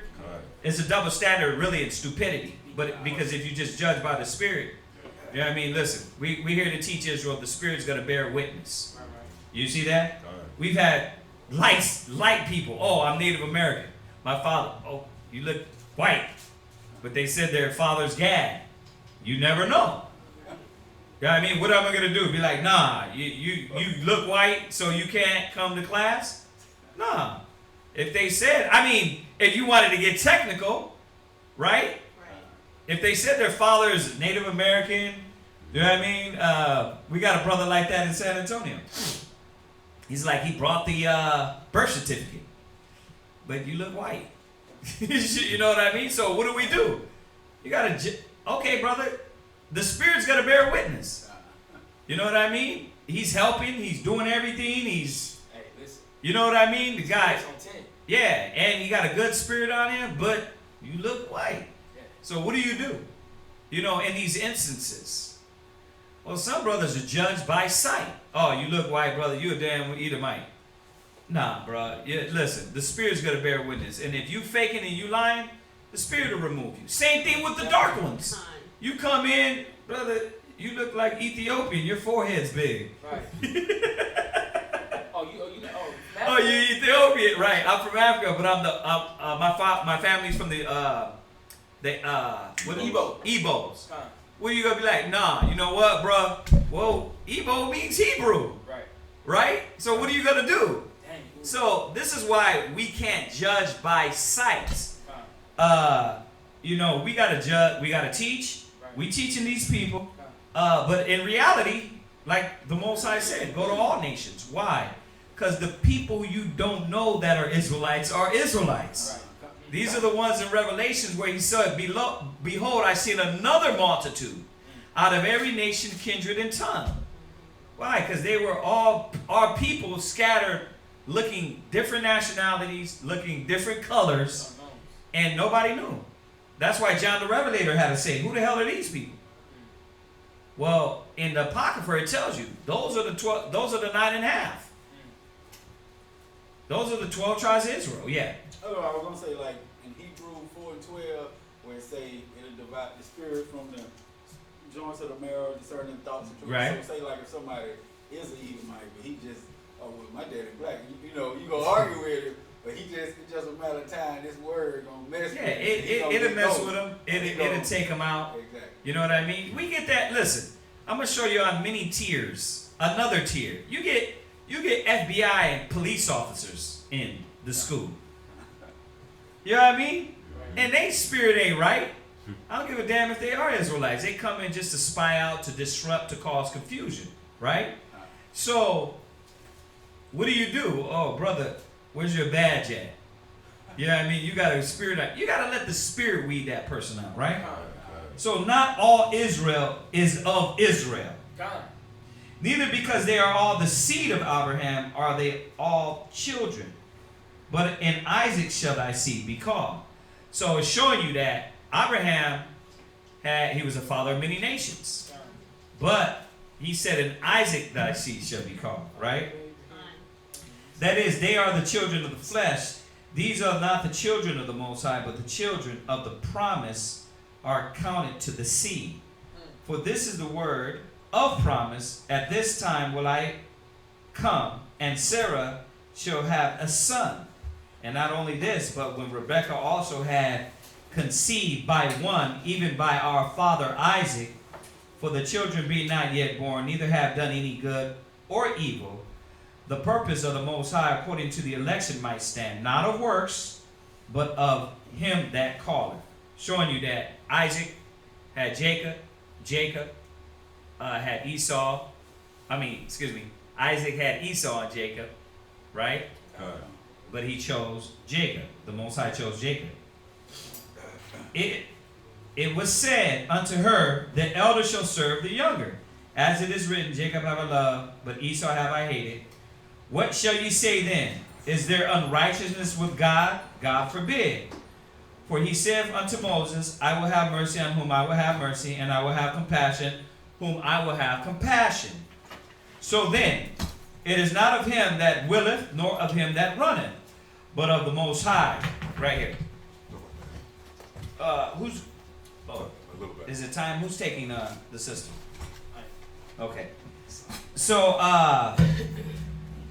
it says, so then it's not of him that willeth, nor of him that runneth, but of the Most High that showeth mercy. For the scripture saith unto Pharaoh, even for this same purpose, which I have raised thee, that I might show my power in thee, and that my name might be declared throughout all the earth. Therefore hath he mercy on whom he have mercy, and whom he will he hardeneth. Thou wilt say then unto me, why doeth he yet find fault? For who hath resisted his will? So, you know, a lot of people, people ask, well, why did he choose Jacob? Why Esau? It's the will of the Most High. But we know the will, because he chose them from the beginning, from the foundation of the earth, right? God.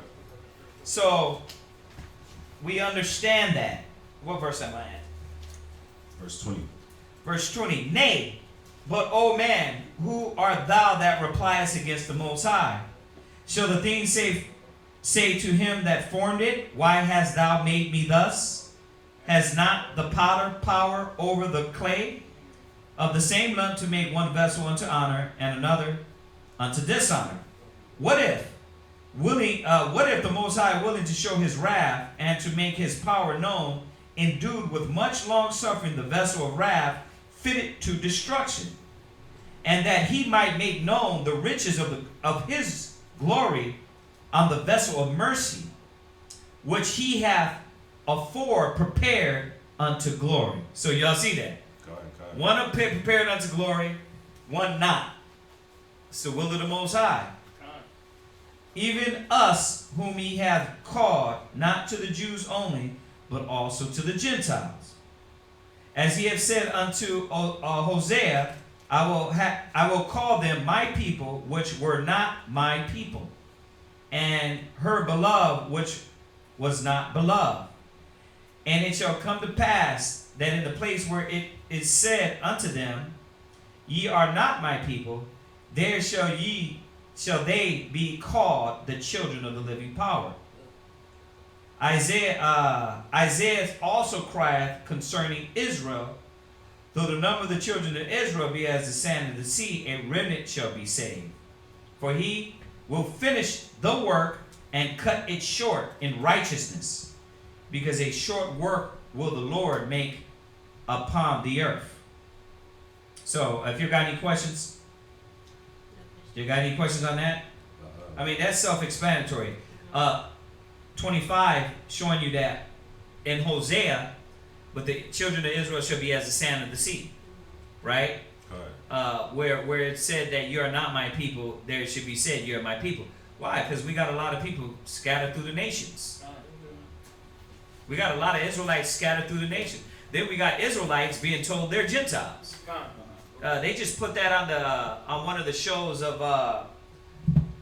They put that on one of the shows of Legends of Tomorrow, and it's actually it was Arrow. It was Arrow, and on there, he said it was a so-called Jew on there, and the Israelite was like, first of all, this whole show was weird, because the show was about aliens coming and speaking Hebrew. Yeah, it was an old Hebrew relic that kind of, yeah, they got into, and the Jew was like, well, that's Hebrew. This is a Hebrew number breakdown. And then at that time, the real Israelite was like, well, for us Gentiles. Yeah, so they're putting that in there, like, just trying to get you to remember, oh, you're a Gentile, when it's vice versa. So, this is psychological they put in these series on top of all the lesbianism and all these themes. Yeah, what's up? Do you think that trying to find your genealogy thing too is like a deterrent to keep people from really understanding their? Because like you know how they want you to yeah, and then they could have mixed it up. Right, but then that too. But then it's the man's seed.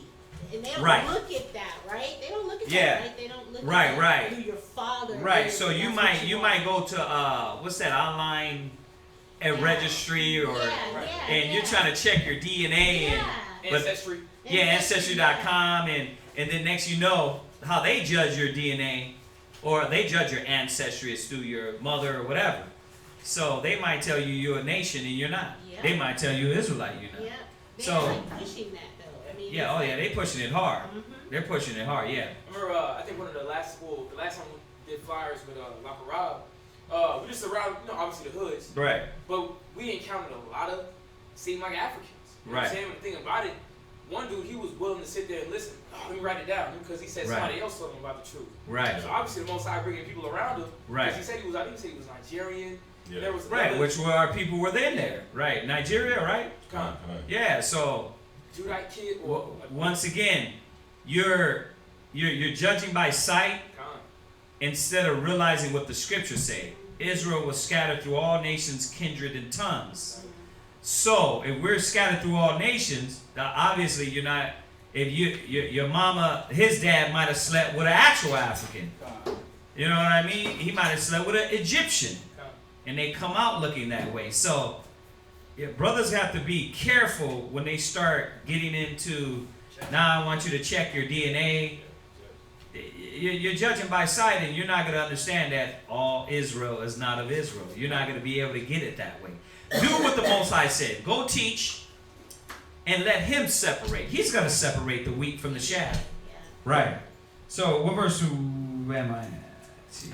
Verse 28. 28. For he will finish the work and cut it short in righteousness, because a short work will the Lord make upon the earth. And as Isaiah said before, except the Lord of Shabbath have left us a seed, we had been as Sodom, and had been like unto Gomorrah. What shall we say then? That the Gentiles which follow not after righteousness have attained to righteousness, even the righteousness which is of faith. But Israel, which have followed after the law of righteousness, have not obtained to the law of righteousness. Wherefore, because they sought it not by faith, but as it were the works of the law, for they stumbled at the stumbling stone. And we went over that the other day. We went over the stumbling stone the other day. If you brothers and sisters want to check that out on our, it's on our other channel. As it is written, behold, I will lay in Zion a stumbling stone, a rock of offense, and whosoever believeth on him shall not be ashamed. All right, and that's just showing you that making the law your sole standard is wrong. The law has to be mingled with faith. The law has to be mingled with the works of faith, right? It can't just be the standard of I got fringes and I'm pure now. No. That's not going to make you pure because you follow the Sabbath. That's not going to make you pure. What's going to make you pure is following the Sabbath and loving your brother. Following the Sabbath and being not envious, negative, prideful, right? So all these fruits of the Spirit that need to apply when you do follow the law. So that's where Israelites fell short. And a lot of Israelites fall short to this day and age. Same type of mentality, same type of deal. All right, so that is it for the reading. So, brothers and sisters, we're going to open it up for questions. All right? If you have any questions, now's the time to ask. All right? So, if y'all have anything, we'll give y'all a few seconds. And while we're doing that, we're just going to announce again, if you brothers and sisters want to help out with any school stuff, supplies. The white man don't pay our bills. If you want to help out with alms, offerings, or anything, we pay these bills ourselves every month. So if you'd like to participate in doing that, we would appreciate it. If you want to come join us for the High Holy Day, Hanukkah, the Feast of Lights, come join us. We're at 8524 South Braeswood, Houston, Texas, 77071, right? 77071. 77071. And listen, San Antonio. We're in San Antonio. We're in Albuquerque. You talked about that earlier, right? Yes, the address. Well, there's a few people I just want to reiterate. Yeah, the address in San Antonio, 4219 Centergate Street, San Antonio, Texas, 78217. Right. Albuquerque, New Mexico. Mashaba's having classes out there. Go ahead. 501 Copper Avenue Northwest, Albuquerque, New Mexico, 87102. Right, and let me give y'all Mashaba's number again if you're interested in having class in New Mexico. It is 210-784-8463. So if you want to have class, if you want to get to class out there, it's 210-784-8463. Okay, and you can put that account number up on there. It is a Wells Fargo if y'all want to help donate. All right. Otherwise, anybody got any questions on there? So we had answered that. That's it. Well, go ahead. I had a question. But Yeah. I can't find it. I just had it the other night. Ecclesiastes, it was like a bold woman, father and the husband, despise her. Right. Women say It might be they're Ecclesi- strong, but they got it. They twisted about. It's the difference between being bold and strong. Right. That's Ecclesiastes. It might be in 25 or 26. Let's see here. Yeah, I was trying to understand what is the difference? Like, what is actually being bold? Like, I mean, I ain't got no. Well, Obviously, 22. Ecclesiastes 22 and 5. Ecclesiasticus chapter 22, verse 5. And this is where your question is, right? Go ahead. She that is bold dishonoreth both her father, and her husband. Yeah, well, you see it right there. It tells you bold mingled with dishonor is not honorable. So this boldness of the black woman talking about, you got to stand up. You got to stand up. You do have to stand up for righteousness, not to be a disdainful, haughty woman, but being bold in righteousness and holiness and humility. They got a lot of that on Facebook. They figure they can be disrespectful to people, to brothers, to sisters, and I'm standing up for righteousness. No, because the scriptures tell you even how to, in humility, approach as a woman. So this bold spirit, you got to watch it because it goes into that spirit of haughtiness. And that spirit of haughty, the Most High don't like a haughty woman, right? So she that is bold dishonor both her father and her husband, but they both shall despise her. So what do you got? What definition do you got for bold? Just to throw that in there.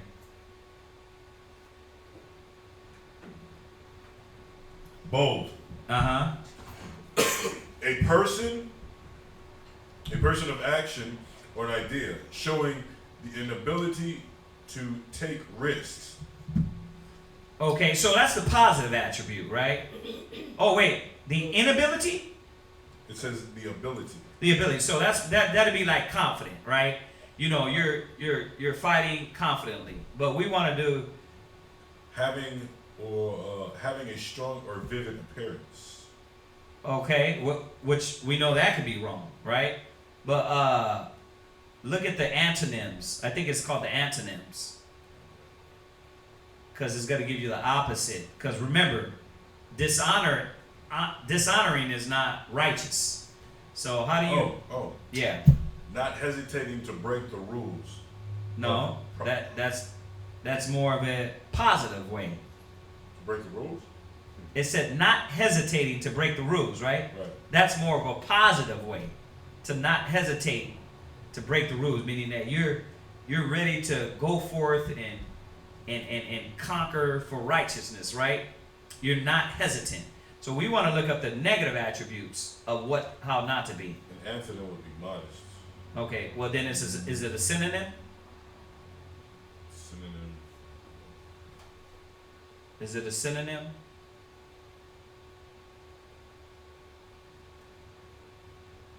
Forward.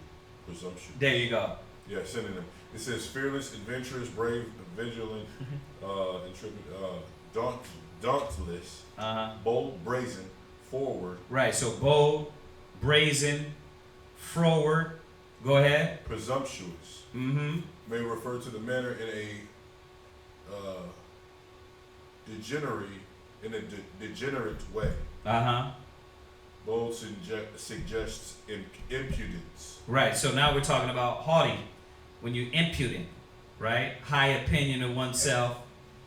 Yeah, what? I was gonna say, cause it'd be single women. They'd be like, well, guys intimidate women about strength, but then they always popping off, and they kind of out of line. Yeah. That's in that boldness. That's Yeah, the thin no. line between boldness and being strong. And Yeah, righteous, exactly. See, even when you look at Judith, she was a bold sister, but look at the character she had. You think she was mouthing, you think she was like disrespectful. The women got to learn that there is a strength in being a black woman, a Hispanic woman, but there is a modesty, right? A humility that comes with it. So, no, not bold in how the world taught them. See, and that's, we can go all day on that topic. Yeah. I was gonna say, is it like a strength? Like, Like a guys will show their strength, but women, they shouldn't just prance their strength around. Like even men. They should keep it on a little bit. Even men, they remember the character of the men weren't supposed to be too forward and bold. You're supposed to have a modesty about you. You know what I mean? Not this character of puffed upness, right? So it said impudent. What do you got for impudent? So, which we know that the Most High don't like an impudent woman. Impudent. The quality or it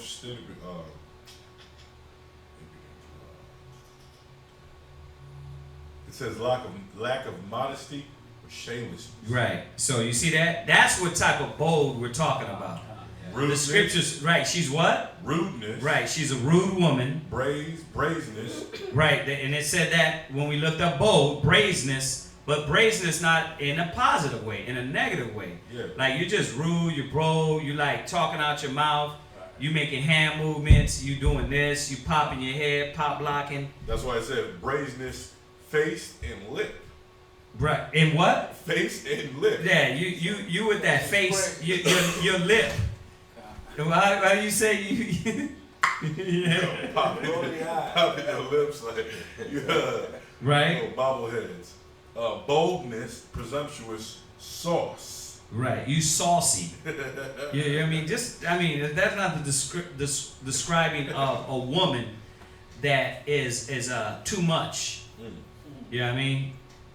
That's why in Ecclesiastes 26:11 says, watch over an impudent eye. See, because she's bold, she's brazen, she's saucy. When you see this in your daughter, when you see this in the sisters, you got to watch that because there's a defect, right? Verse 10, if thy daughter be shameless, keep her hand straightly. So once again, going with your question, this boldness is not in a positive. This boldness is she's impudent, she's haughty, she's disdainful, right? You got that? Okay. All right. Do we got anything online? There was a question, looks like a sister. She said, my 8-year-old wants to know, how did Esau and Jacob know about the blessing in the womb? How did Esau and Jacob? Know about the blessing in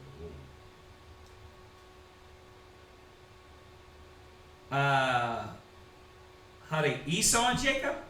Oh, I get it. I get what they're asking. Well, how did they? Well, it was a common practice amongst the Hebrews that when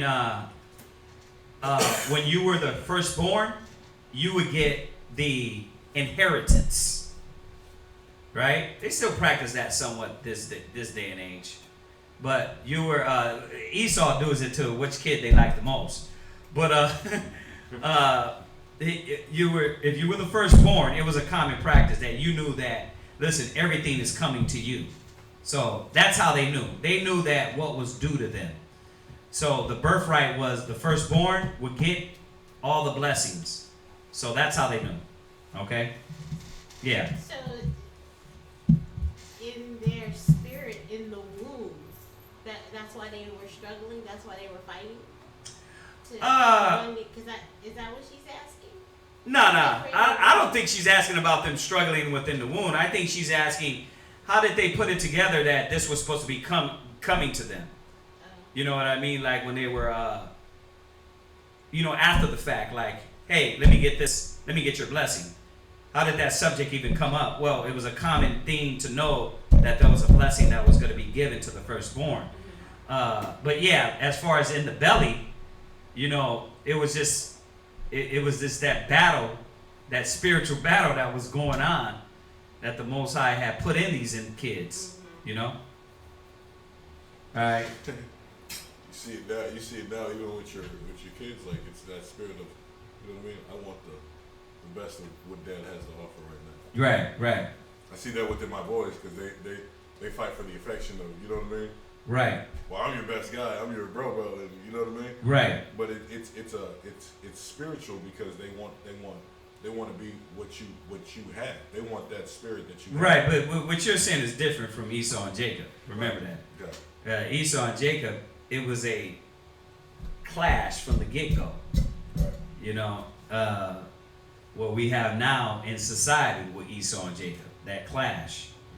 But okay. All right. So nobody has any other questions. We're going to salute y'all. Thank y'all for tuning in. We'd like to say shalom. Shalom. And while that cuts off, where I Majo Panyakudam, you can finish up the prayer. I've been holding it for a while. Me too. Go ahead. You can finish it out with the prayers, right? Go. All right, let me just do this. Yeah, wait till it catch up and then let me just, I've been juicing, so. Lot of mercy. You know, I lost 12 pounds so far. Oh, you finally checked? Him slim. I'm at 265 now. Right? Him is slim. From 280, 265 to 280. Him is slim. You know what I'm saying? It's 15 pounds. You know what I'm saying? What?